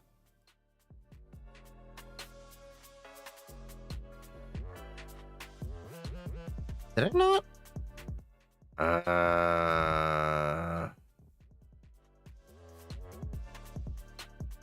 Okay. Here, I'll just use this for an example. This is all of the US NOAA radio frequencies here. So if I plug my radio in, I could actually program this, which I have done with my car radio. I've programmed on the Linux box my car radio with different channels out here. And then you can actually use like different resources like radio reference, DMR mark repeaters, repeater book, whatever this is, RF finder. You can query sources. So like you have like here, like the US railroad config. These are the railroad channels. So I could actually look up what the local airports are using and things like that. Businesses have to publish their setups. So like I actually found like different university frequencies and stuff they have for their maintenance and things like that. So if they have an open frequency, you can actually listen in potentially on their communications. Yeah, so you can connect into the radio, all that. There's Chirp Next Gen. I had to use an older Chirp for my Anytone car radio. But yeah, Um,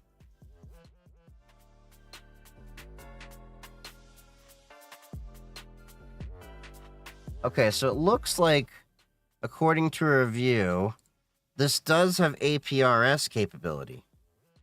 I don't know why it's not listed in there, but it does have APRS capability. So that's good to know.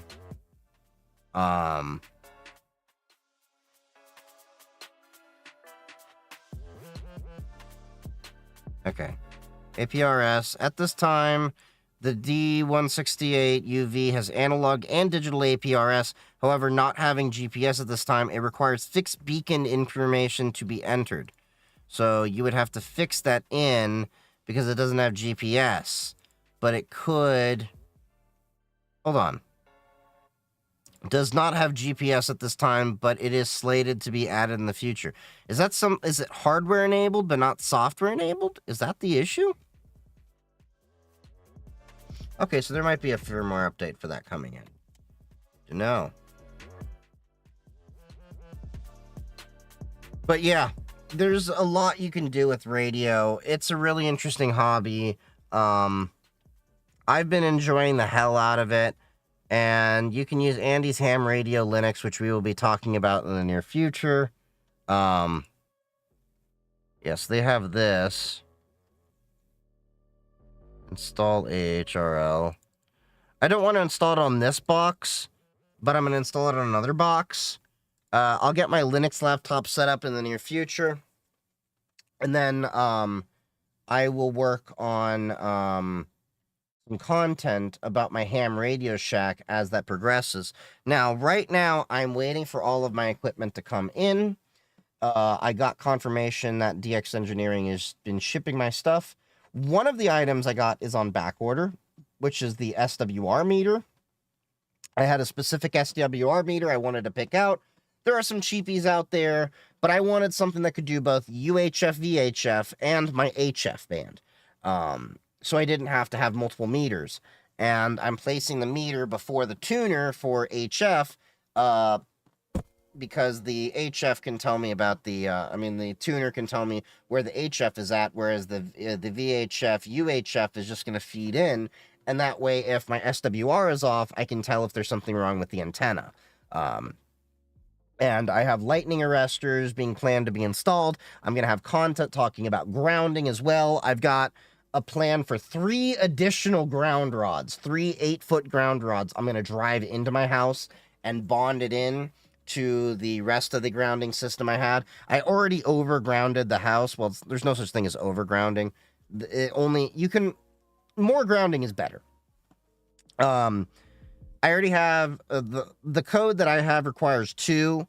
I put a third one in because I had a third ground rod go in to feed into my shielded network cabling that I have for my entire house. So I'm going to add another ground rod there, another one around there, like so every few feet there's going to be another ground rod. And then finally, the ultimately third additional or total of 6th ground rod is going to be right before where I put the lightning arresters in case of an issue. And that can only really improve my overall grounding for my house. So if anything, that helps lower the resistance for my networking that's shielded and my ham radio that's going to be shielded. But yeah, it'll be great. I just got to get around to doing that. So yeah, I think it'll be fun. It's going to be a fun hobby. It's definitely going to drain my wallet a little bit, but we shall see what happens. I'm excited for this phase of, old man yelling at cloud phase of my life. That's where I'm at kind of right now. I'm already talking on the radio with strangers out there. It'll be fun to do the RF Fox hunts when I'm at DEF CON. I'm going to see about getting a Yagi antenna for the Fox hunt for DEF CON this year. I definitely am going to try participating in that now that I have my own radios and seeing if I can participate in that. I'm probably going to be on the GMRS bands when I'm at DEF CON. Most likely will also be on Meshtastic, but we'll see how that all fares and everything like that.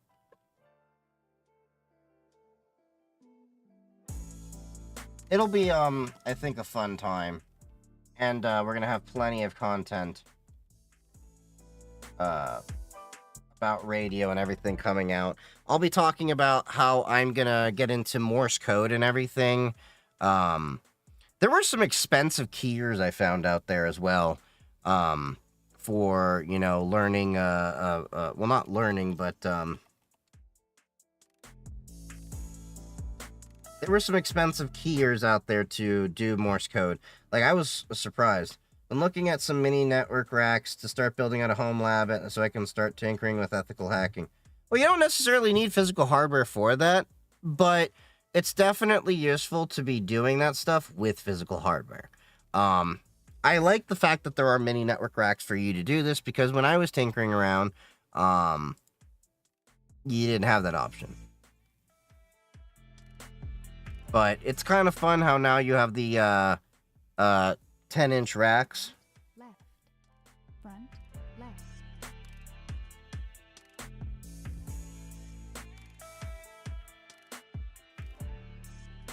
Hate how Front, left. sometimes I gotta unplug it and plug it back in so I can hear.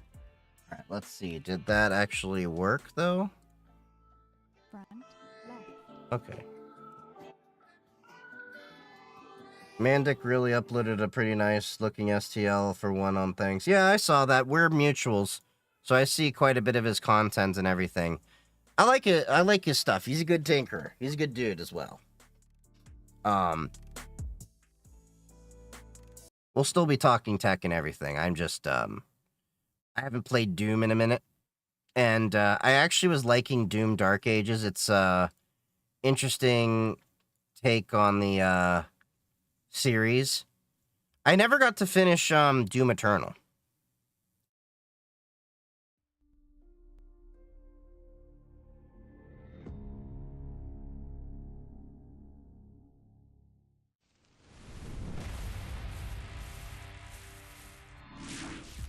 I do like the fact that the Doom games now at least include some heavy metal music in there, where I don't think they really did it as much in the older Doom games.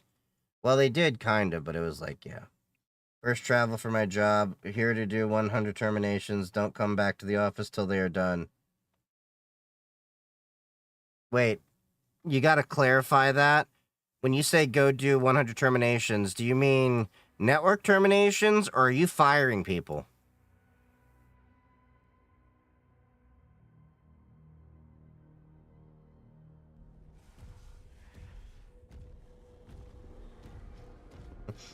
Okay, that's what I figured, but you gotta be clear on this. I'm just saying, that would suck. Don't come back till you fire 100 people.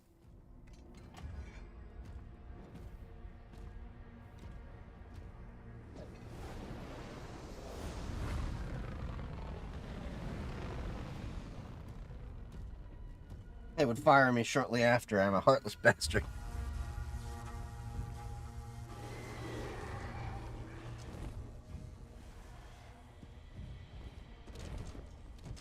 You know, Doom has come such a long way. Hey, Spooky Scarecrow, how's it going? You have been promoted to customer.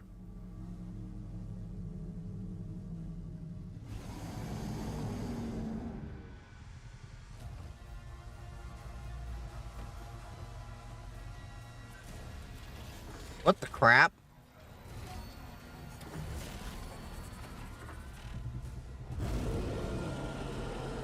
Do we get to fly a dragon?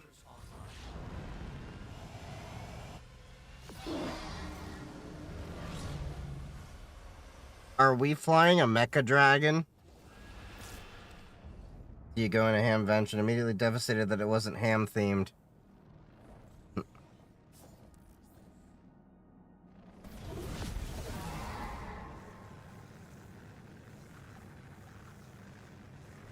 We're flying a mecha dragon.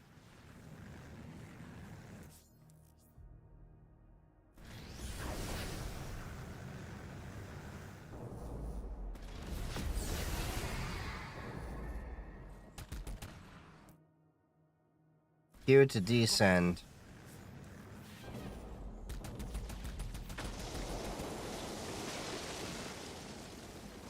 Never been to Cheese Festival. You got to. 100 top 100 festival straight up. Where is that? In Wisconsin, I take it?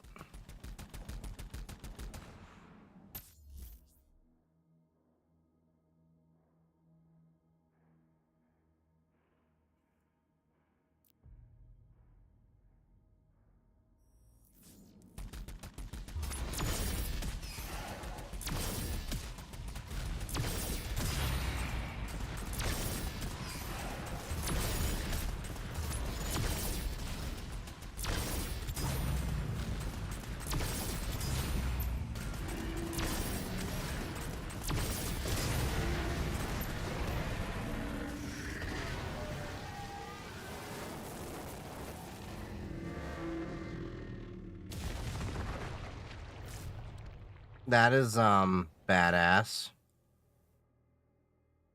Perfect dodge and powers auto cannon.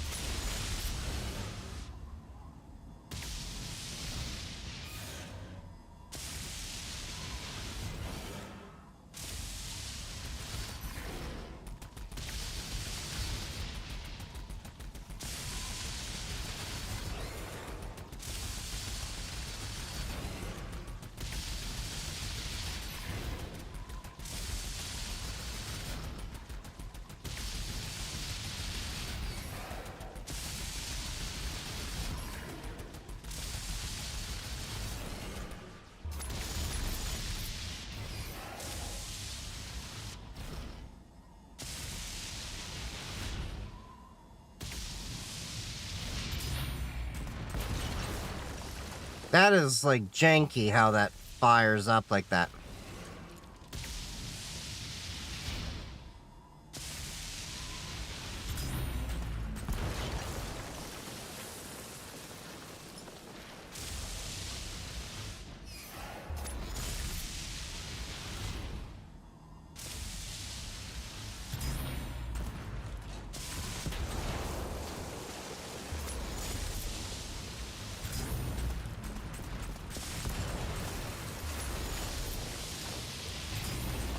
I don't like these mechanics as much.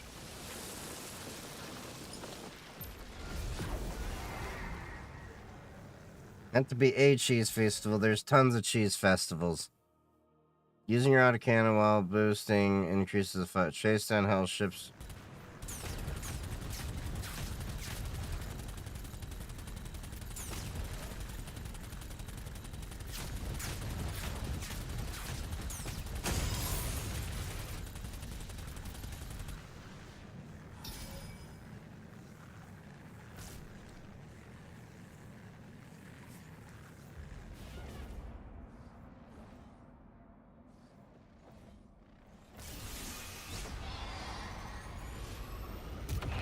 Why did you back up to, like, land that? That's kind of a weird mechanic for the dragon. Cool idea, but weird execution.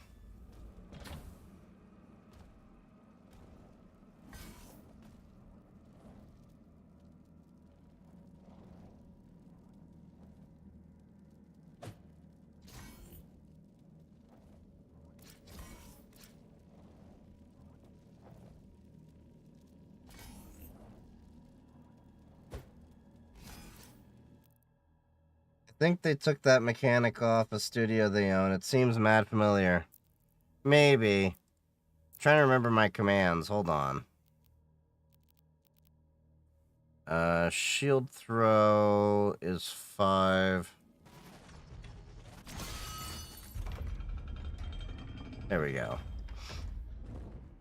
I haven't played this game in a few days, so I kind of forgot the commands.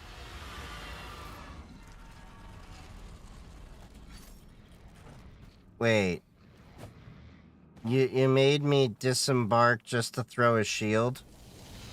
It's such a weird mechanic. This whole aspect kind of feels shoehorned in and doesn't make sense.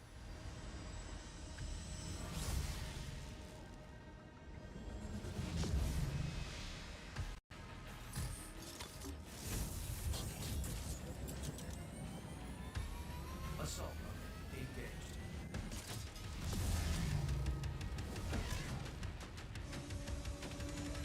Don't get me wrong, this game is badass. There's just a few things about it that, like, make me scratch my head as a long-time doomer. And bloomer. Those ships are powering the force field around the main cathedral. The demons conjured a barrier when we arrived. The coordinates to the artifact are inside the city. Can only be destroyed from within. To unlock a landing zone, you must destroy all of the... Destroying the main cannon. Okay.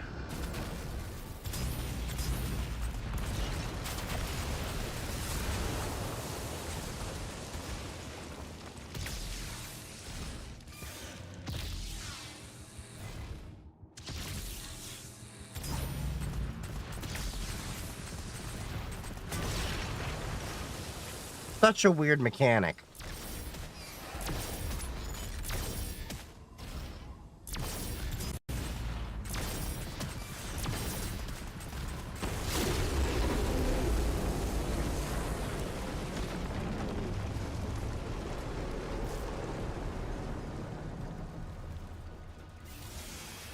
This is such a weird mechanic. I don't understand this.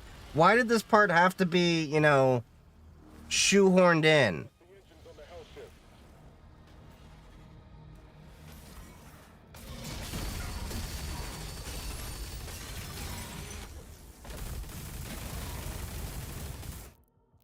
Okay, something's wrong with the jumpiness. Hold on.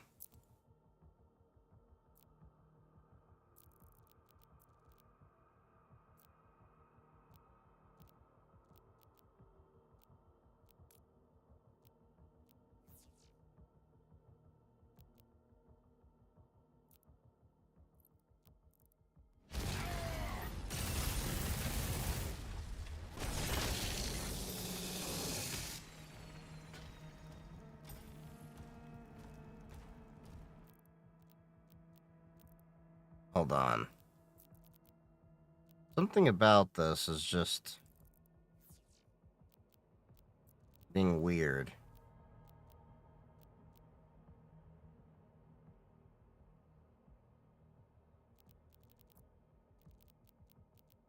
Enable HDR.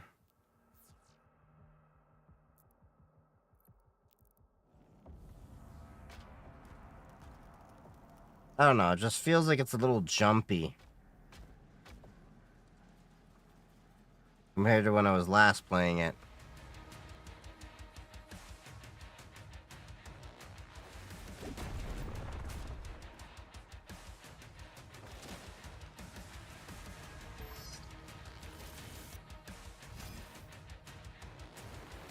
Oh yeah, I forgot I had a shield.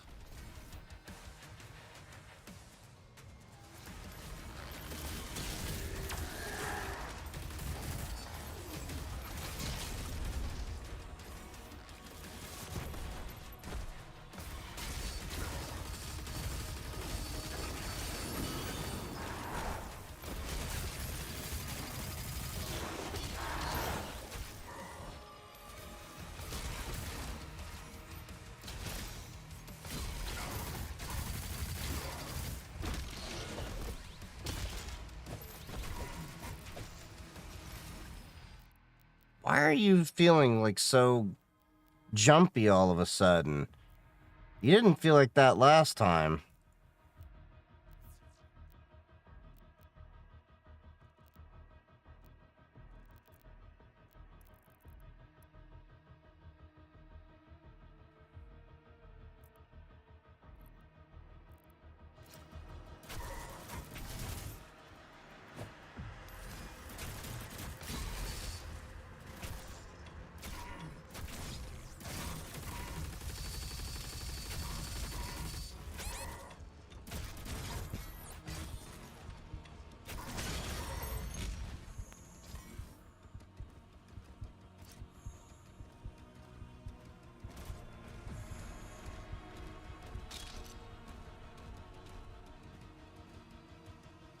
I don't know why.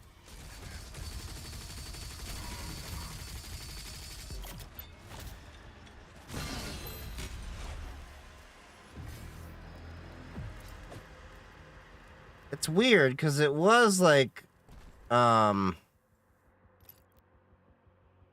much better in the last game.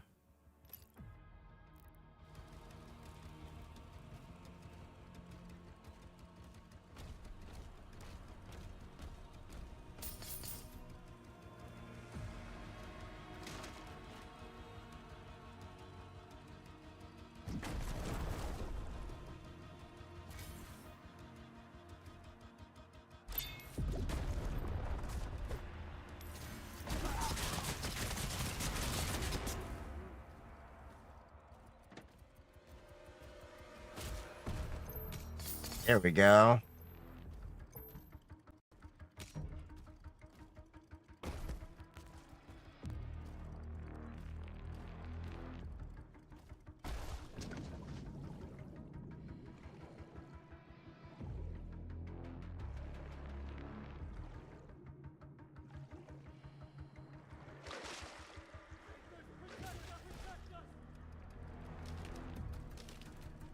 Okay, so there we go. And then shield throw. Boom. I don't know. The game right now is feeling very jumpy for some reason. I've been messing with it when the first time it worked perfectly fine.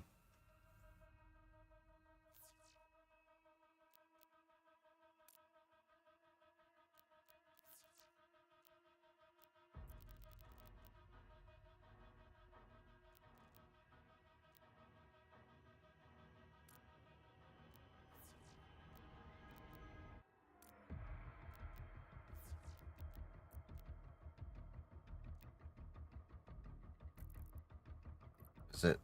There was some kind of an update that broke something. Yeah, it's like very jumpy all of a sudden.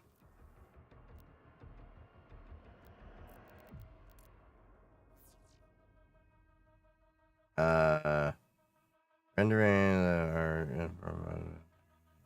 solution.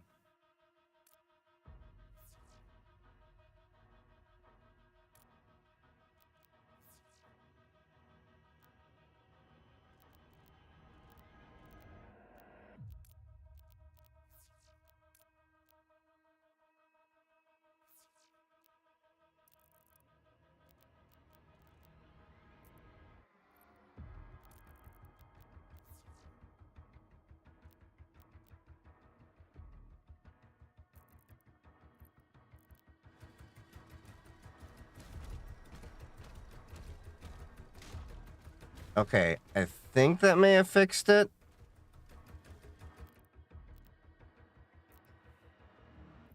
I'm gonna try something. Hold on. All right, let's see.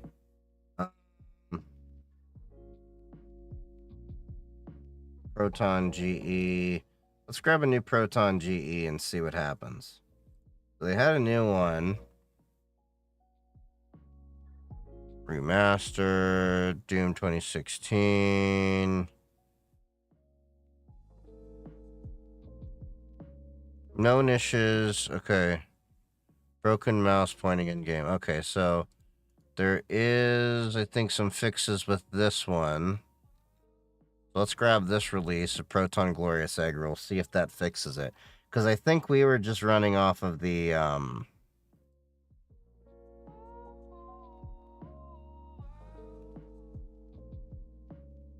And then let's see, where do I have to unpackage this again? I think we did the native install because I was having some issues with the flat pack. And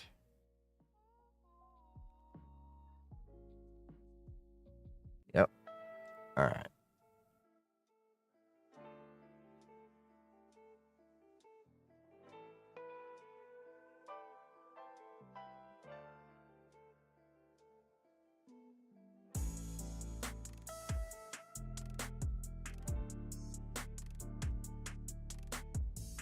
let's see. We have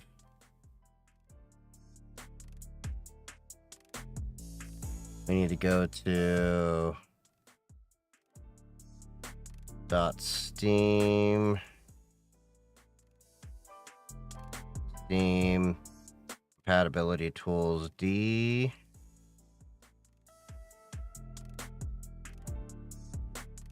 Yep. I haven't updated my Proton in a bit.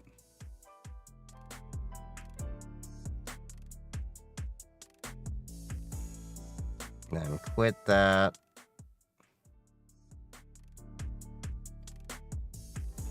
And I'll try this again.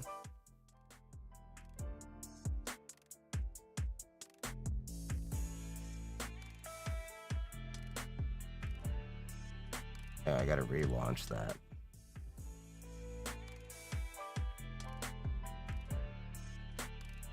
Hopefully this works and fixes the frame rate.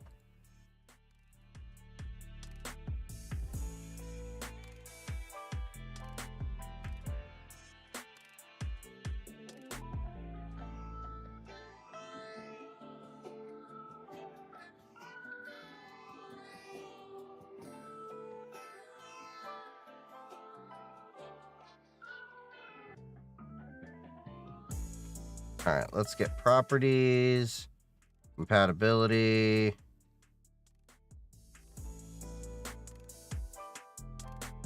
Proton 10.1 beta. Wait, is that?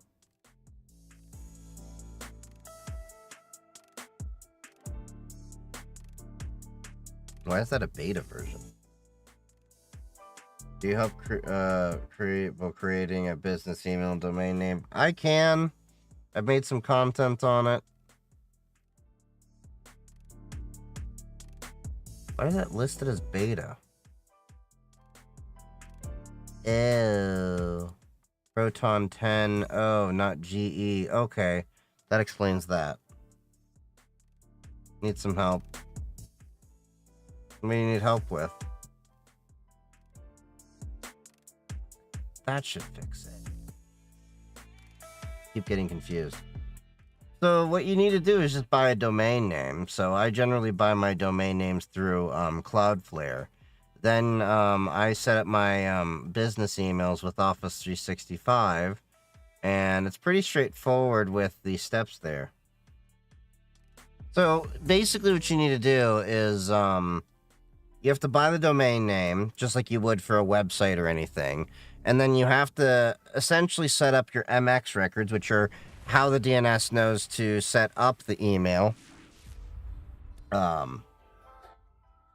And yeah, it's pretty straightforward for that. Office 365, get the business licensing, not the home licensing. Because with the business licensing, then you can set up the DNS and everything. I know it gets confusing because there's like Office 365 for home and Office 365 for business. It's $6.25 per user per month for the business side of things. Let me ask you a question. Yeah, go ahead. Okay, so let's see if Proton GE 10-1 fixes the performance issues that I was running into. Okay, that's a little bit smoother. Yeah, so it might have just been the Proton version. Hopefully that's all it was. Let's see. Use DLSS.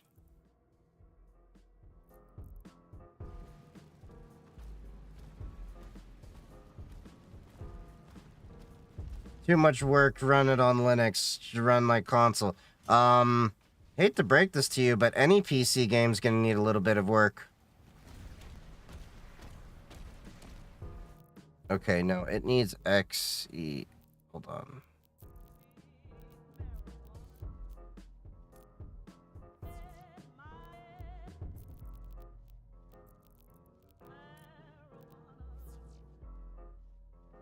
Choose from ID Tech TAA or Intel XESS.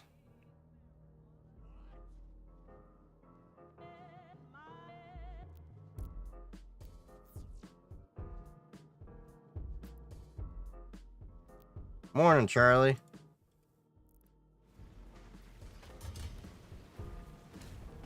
Okay, I think this is working a little bit smoother now.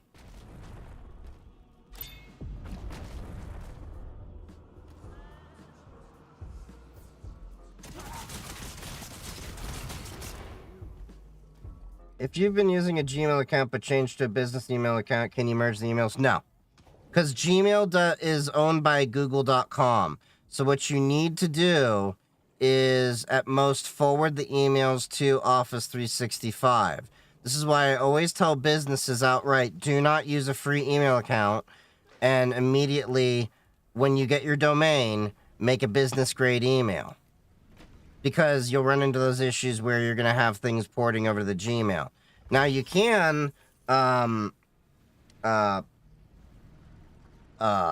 easily forward the emails, but it doesn't change anything for the historical ones because it's owned by Google for gmail.com.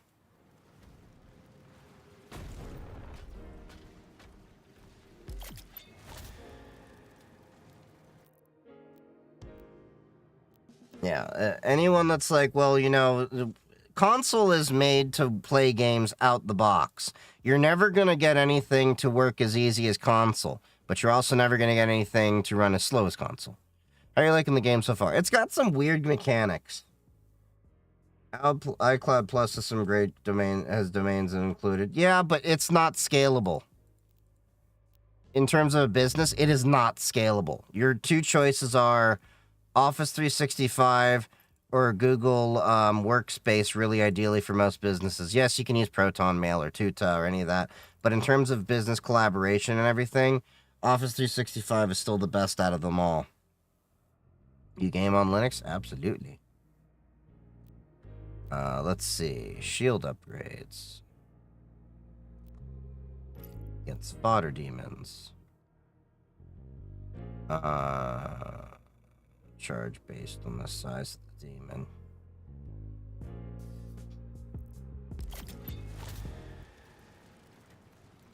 Proton's domain raises flags. Not really. I use it for my personal email with my own custom domain, and it works pretty fine. The only issue I ran into was one time, when I was trying to go for life insurance. It needed, I had to, for some reason, send the email to my financial planner to have him relay it because they were blocking it. But that was the only time I've had an issue with it.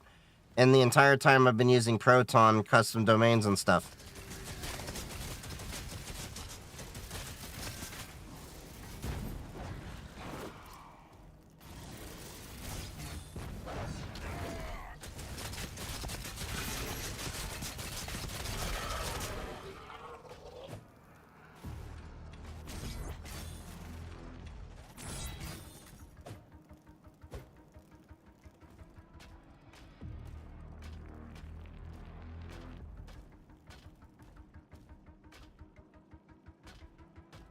Wait, how do I do this?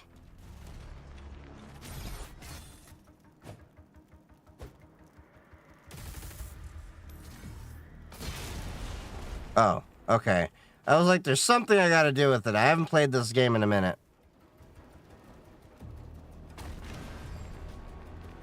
What's the benefit of using Proton? Well, you get the Proton suite of tools, encryption at rest, and they actually care about privacy. They stripped the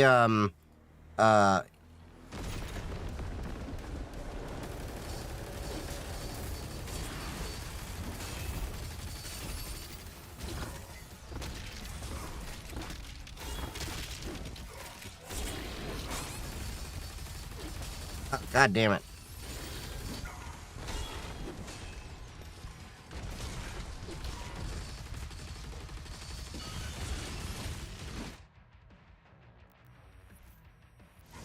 God damn it.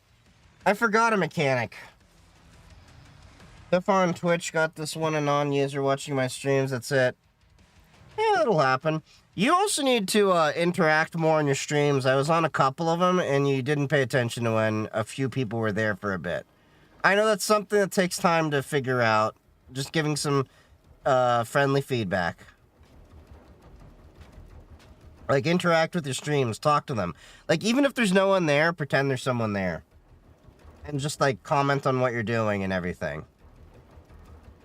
Okay, so what the hell am I supposed to do?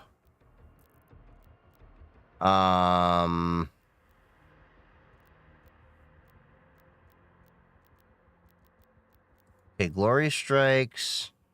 Hell Surge projectiles. Oh, parry them. Okay. That issue on TikTok, that's because comments are right in front of me. Yeah, TikTok and Twitch are totally different mechanics in how they operate.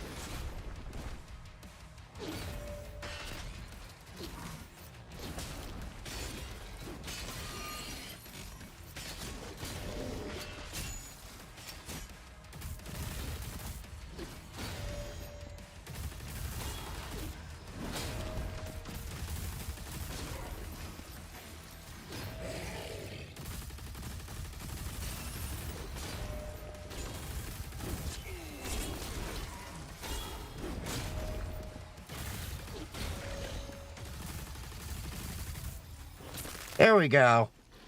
I couldn't remember the parry part of it. Got your heart? Eat your heart out.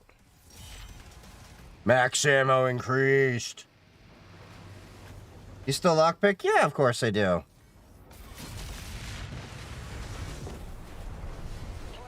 Easier when I'm crocheting on Twitch, but I'm sure people don't want to go on Twitch to watch talk.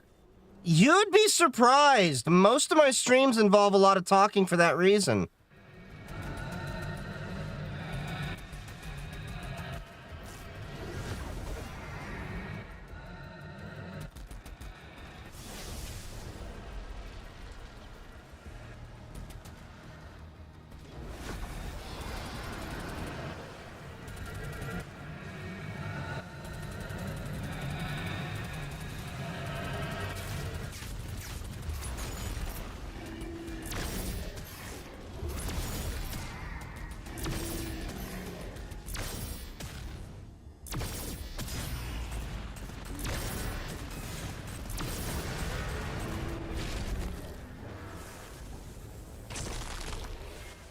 I don't like how streaming platforms don't like free speech. Well, Twitch is the only one that seems to, TikTok's the only one that seems to care about, censoring your free speech and stuff like that. Twitch doesn't seem to bother me nearly as much.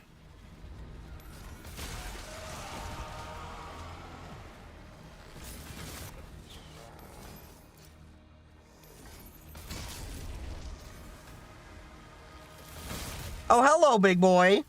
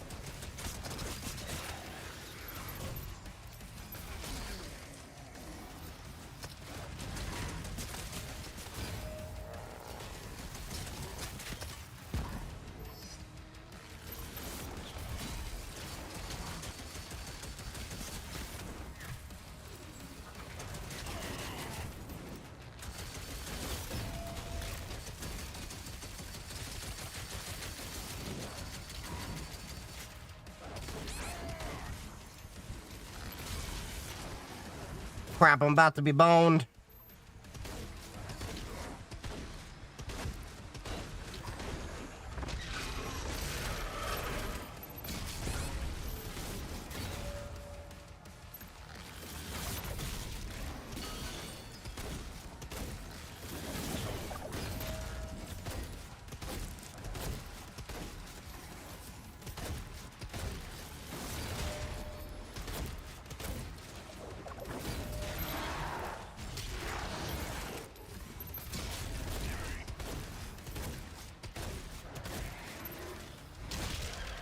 Glory kill!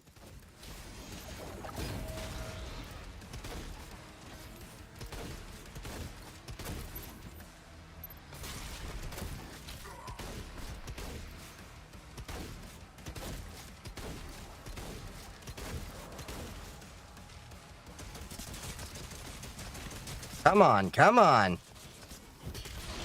That's it. Eat your heart out.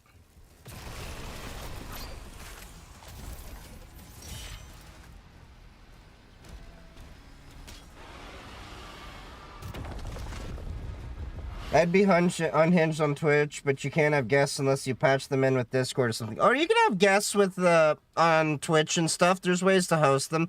I haven't done it myself, but they keep talking about that feature. There is ways to, you know, collaborate with other creators on Twitch. It's a lot easier than it is on TikTok, apparently. Because TikTok, you actually have to use their app and everything. Whereas Twitch, yeah, they have a better system, apparently.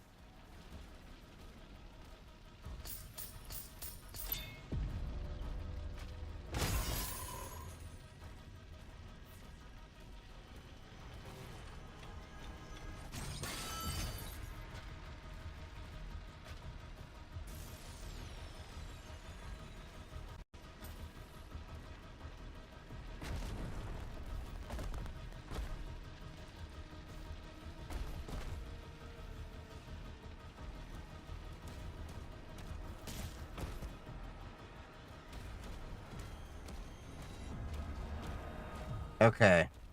I guess we gotta get back to my little dragon dude.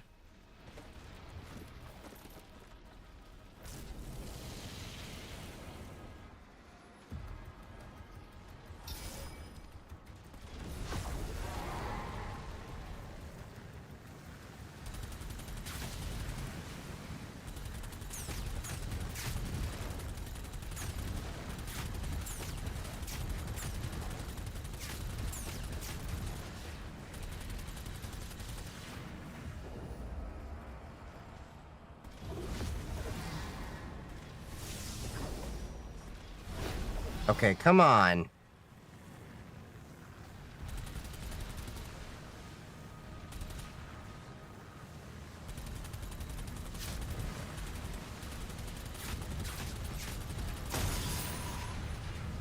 Money, money, money, money.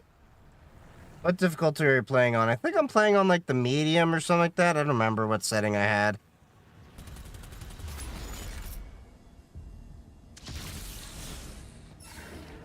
Shit.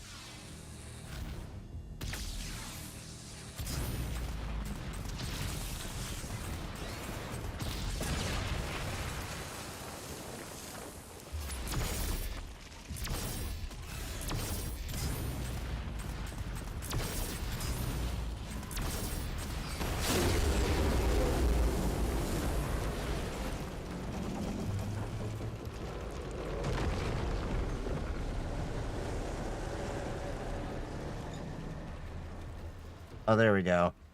I was like, where do I land?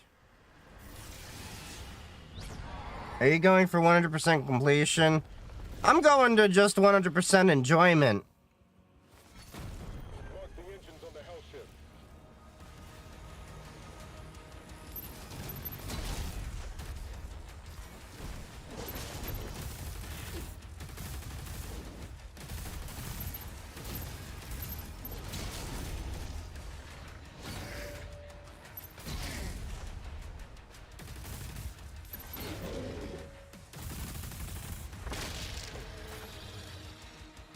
I'm not really a completionist. I just like to have fun with my games. I feel like going for absolute perfection kind of just causes an imperfection of fun.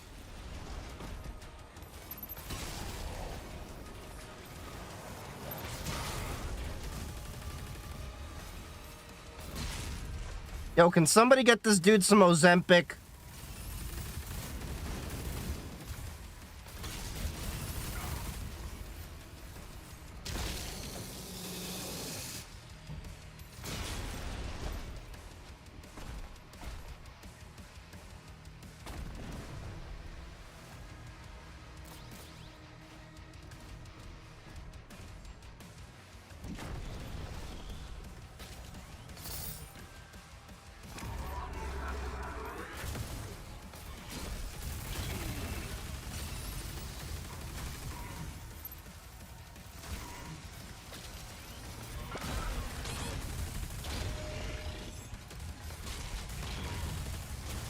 I'm probably boned.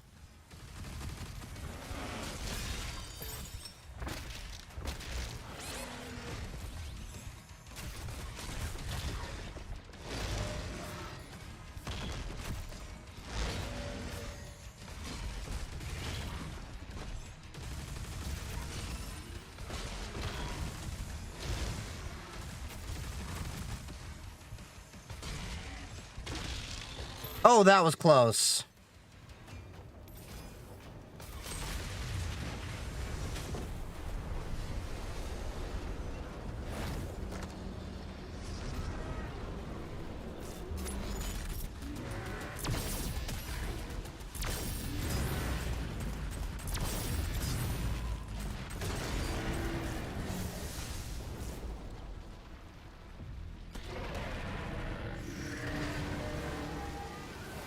It feels like when you're feeding a bird, like when a mom's feeding its bird.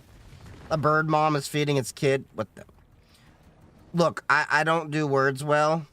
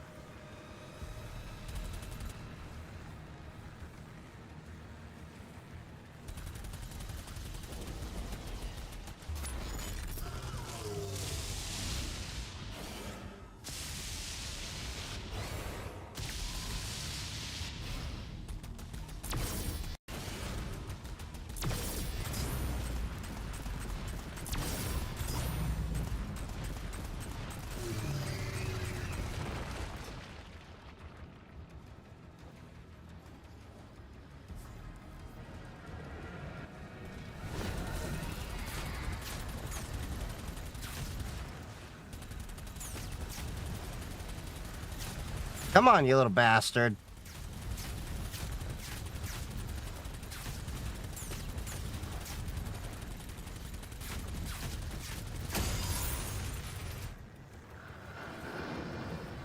She get me money when I'm in need.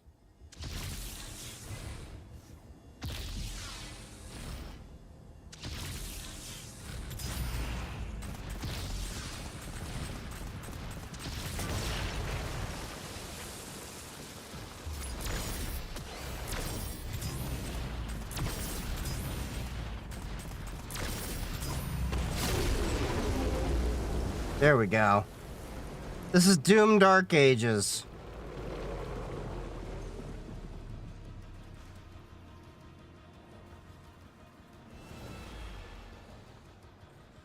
Wait, is there no landing pad? Oh, wait, there we go.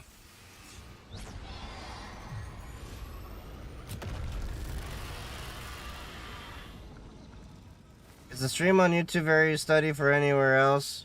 It might be a YouTube thing. Hold on.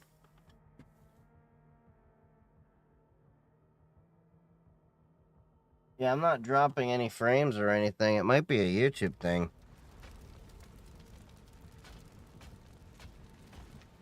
Okay, let's see.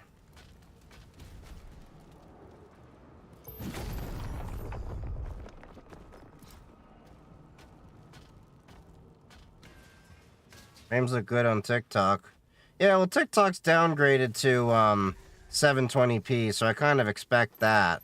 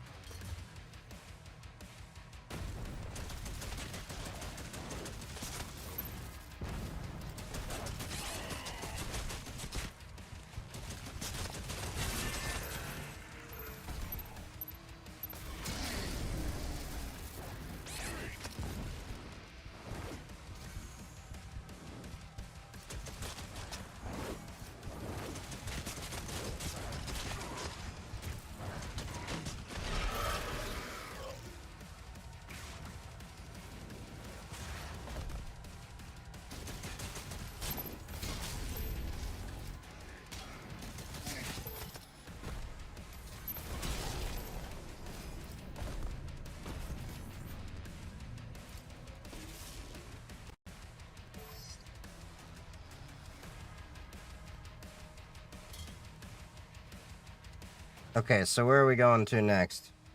Usually people on TikTok watch from a phone, so having it 720p doesn't really matter. Yeah, that's why I put 720p. Because I honestly didn't notice a difference between 720p and 1080p streams on it.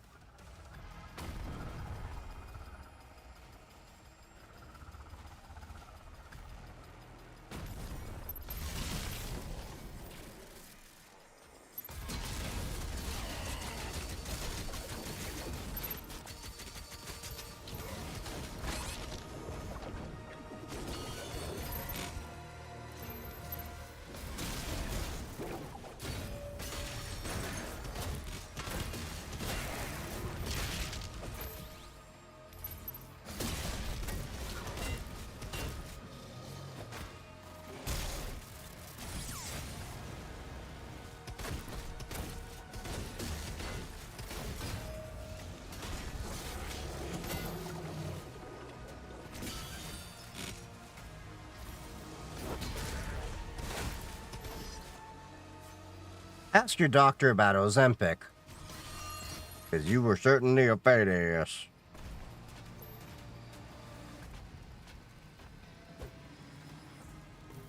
Okay, what do we got here? New Boom Boom? A cycler.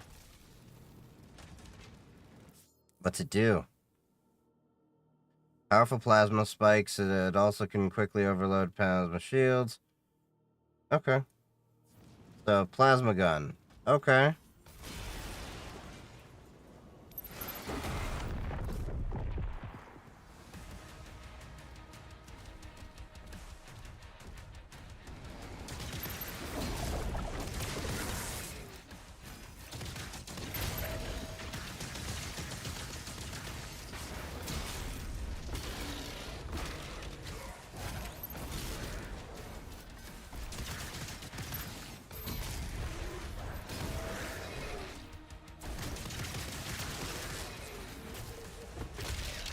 Ooh, kick right to the face.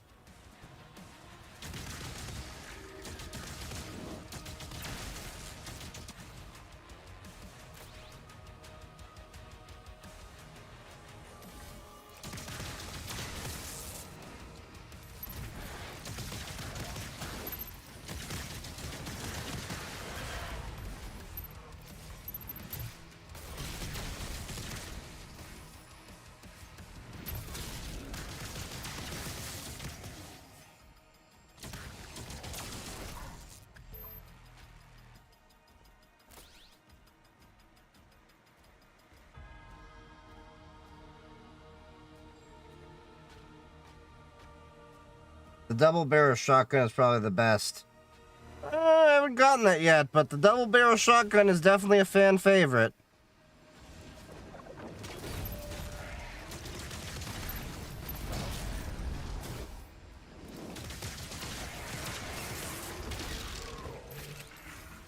So it was just, you know, pow right in the kisser, but, you know, To each their own.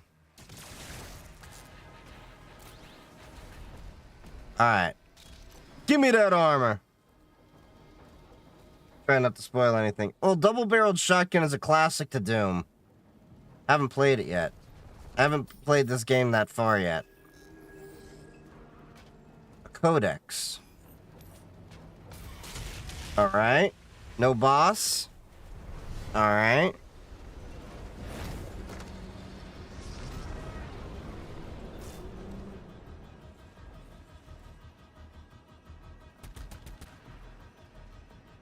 I think I'm on chapter 8 and 9. Yeah, I only play this a couple times a week because most of the time I'm tinkering and working.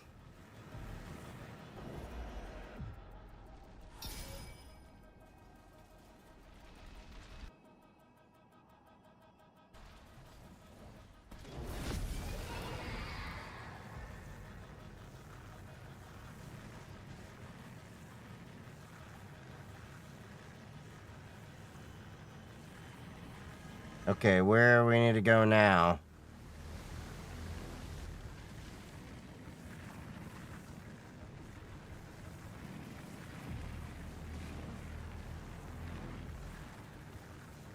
Okay, 3 clicks that way.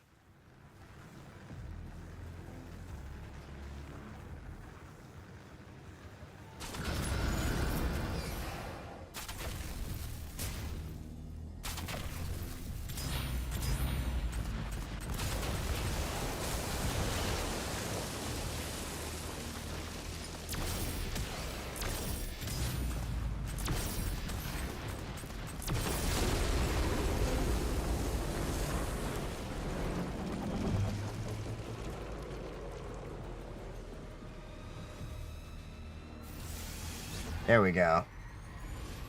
Alright. Because after we finish this game, we're going back to Oblivion Remastered. Don't get me wrong, this is a fun game, but I don't know what the replayability on this game's like.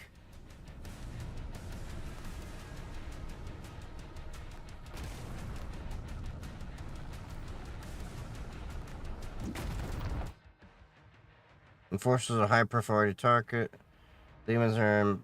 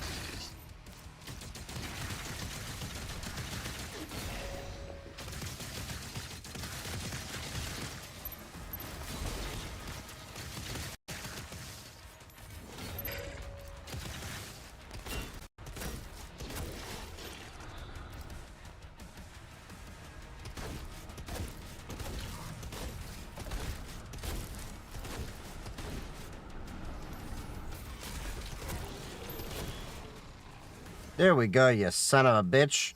Say hi to Satan for me.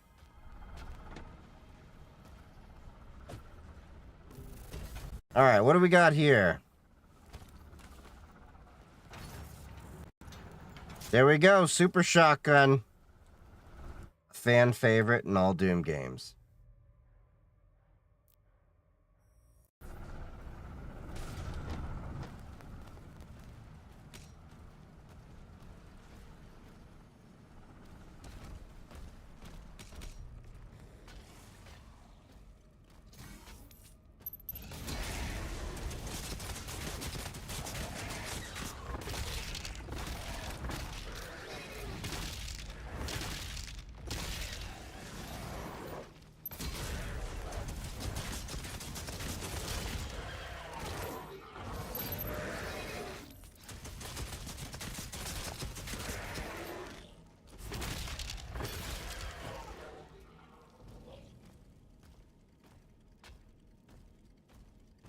I love how this has pistons to do skull crushing. It's so trippy.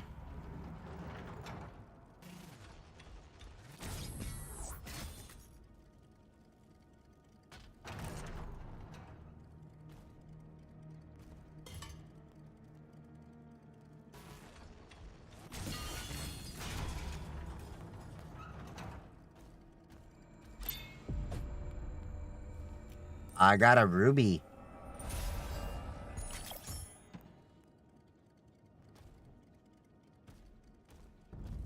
I got a ruby. Smoke that doobie.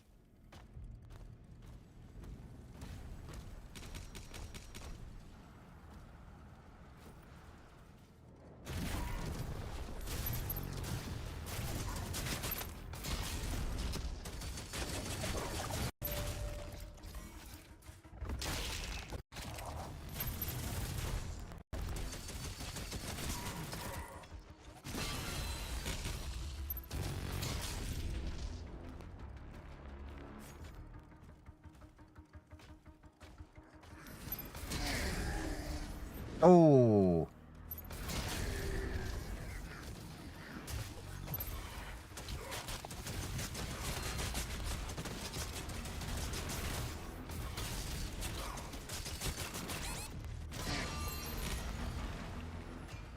Oh, that was so damn close. Almost bit it there.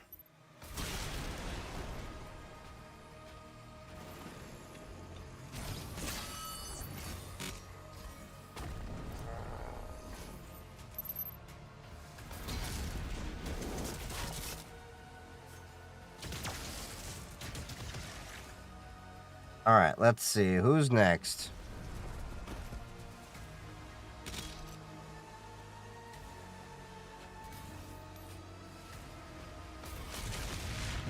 All right. Woo!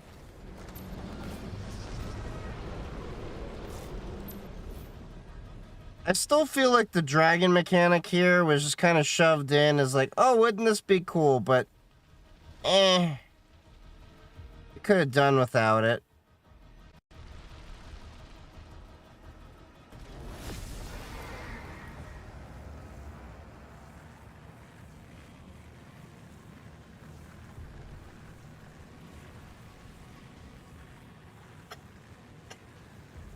Malin, move into position.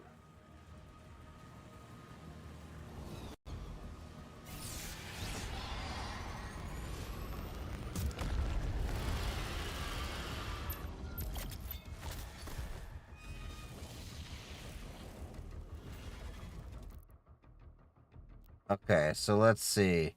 Melee.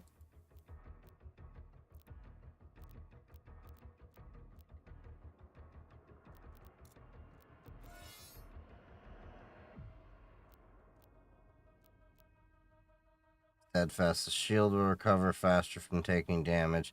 Must recover faster after breaking. Okay.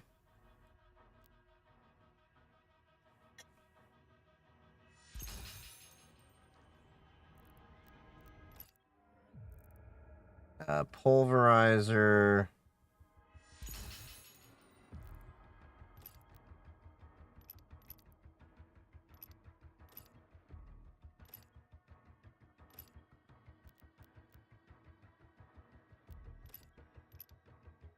The accelerator.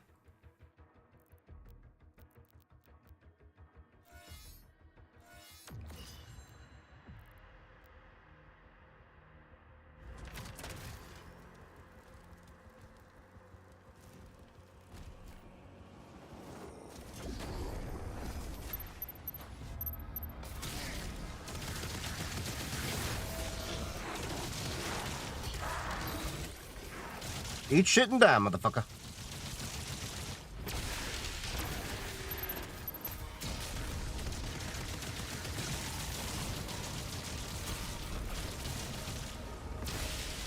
Oh yeah, this is much better now.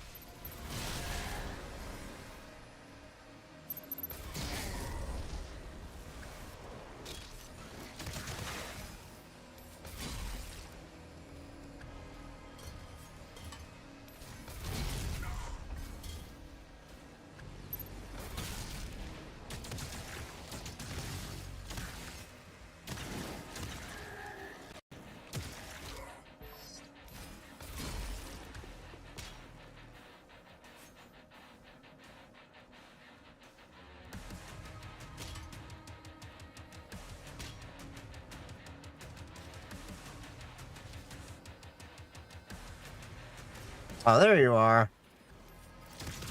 God damn, you need some Ozempic.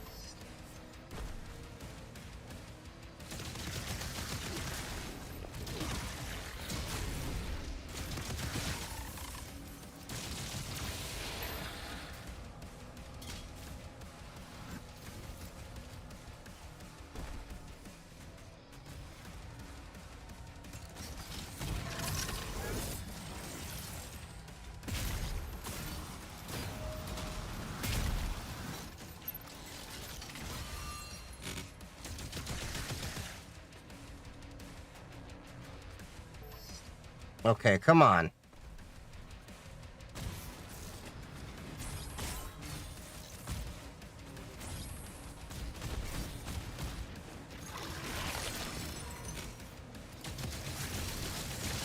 Okay, now you're naked without your armor.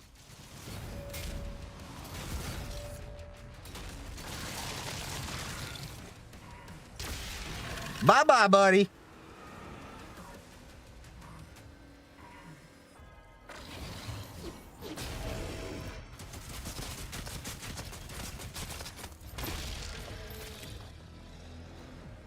I'm headed to the chamber now. Okay, we got the Heart of Argent. See you later, error not found.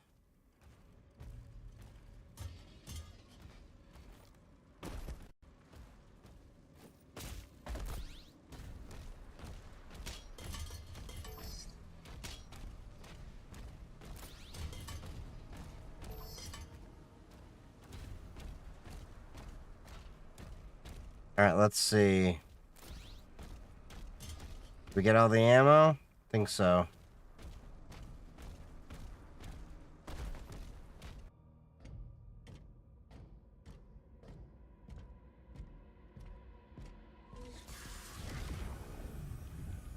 Alright, so what's going on now? The hell's going on? You shot some kind of force field.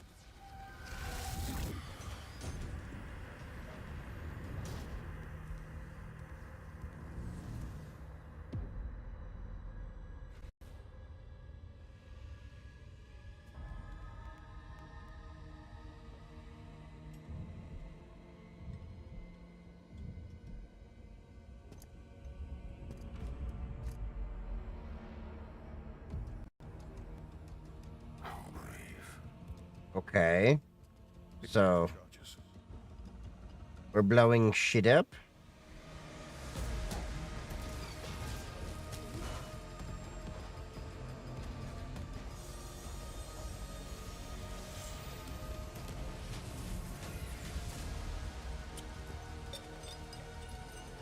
He throws a grenade. We have grenades in this game? I guess so.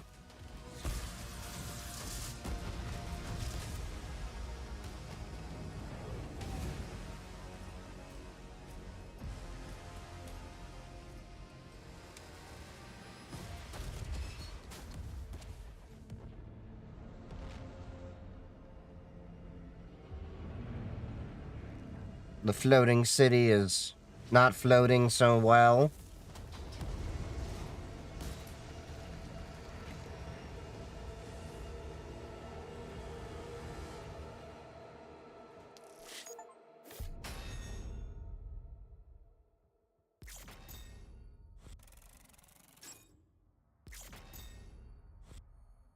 Got 1 or 2 rubies.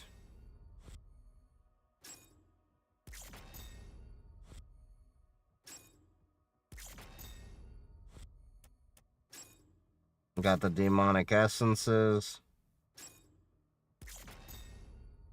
Didn't get any collectible toys.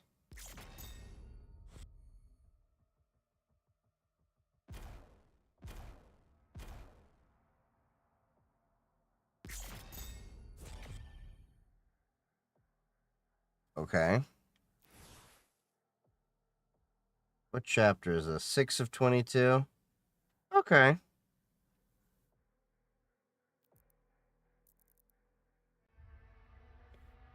Ugh.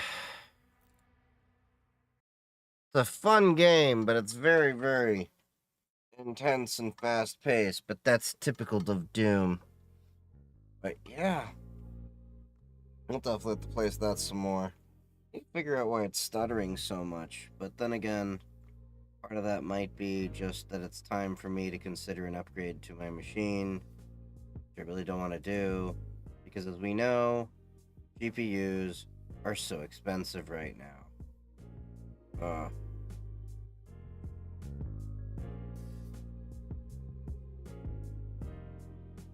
You get drops in Doom Dark Ages now? Oh, interesting.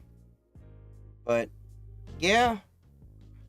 Oh, we talked a little bit about radio. Got Doom Dark Ages going. Oh, cybersecurity and everything. I'm a little bit exhausted because I've been installing the fence pretty much most of the day. And then I had a 2 or 3 hour of a hell sales pitch for getting my roof to be replaced. There is some work that needs to be done on it and everything. So I'm probably going to call it early tonight. But thank you all for joining me. If you haven't already, make sure to follow me on all of my socials as well as join the Discord and Matrix servers. I am on Blue Sky. I'm on Mastodon. I'm on YouTube. I'm on Twitch. I'm on TikTok. I have content. I'm trying to make a YouTube video every week. We'll see if I make one this week because it's been kind of chaotic, but yeah. And then, of course, the Discord and Matrix servers. Y'all are more than welcome to join the Matrix and Discord servers. There's plenty of us in the cybersecurity community, and we have different channels for all different kinds of interests there, whether you're into radio, tech, cybersecurity, gaming on Linux, and even anime. So, thank you all for joining me. Stick around for the raid if you're over on Twitch. I love y'all. Happy hacking, and I shall see you tomorrow. Tomorrow. I love you. You're only a day away. Happy hacking. Stay safe. See you tomorrow for next stream. That'll be 7:30 p.m. Eastern Standard Time.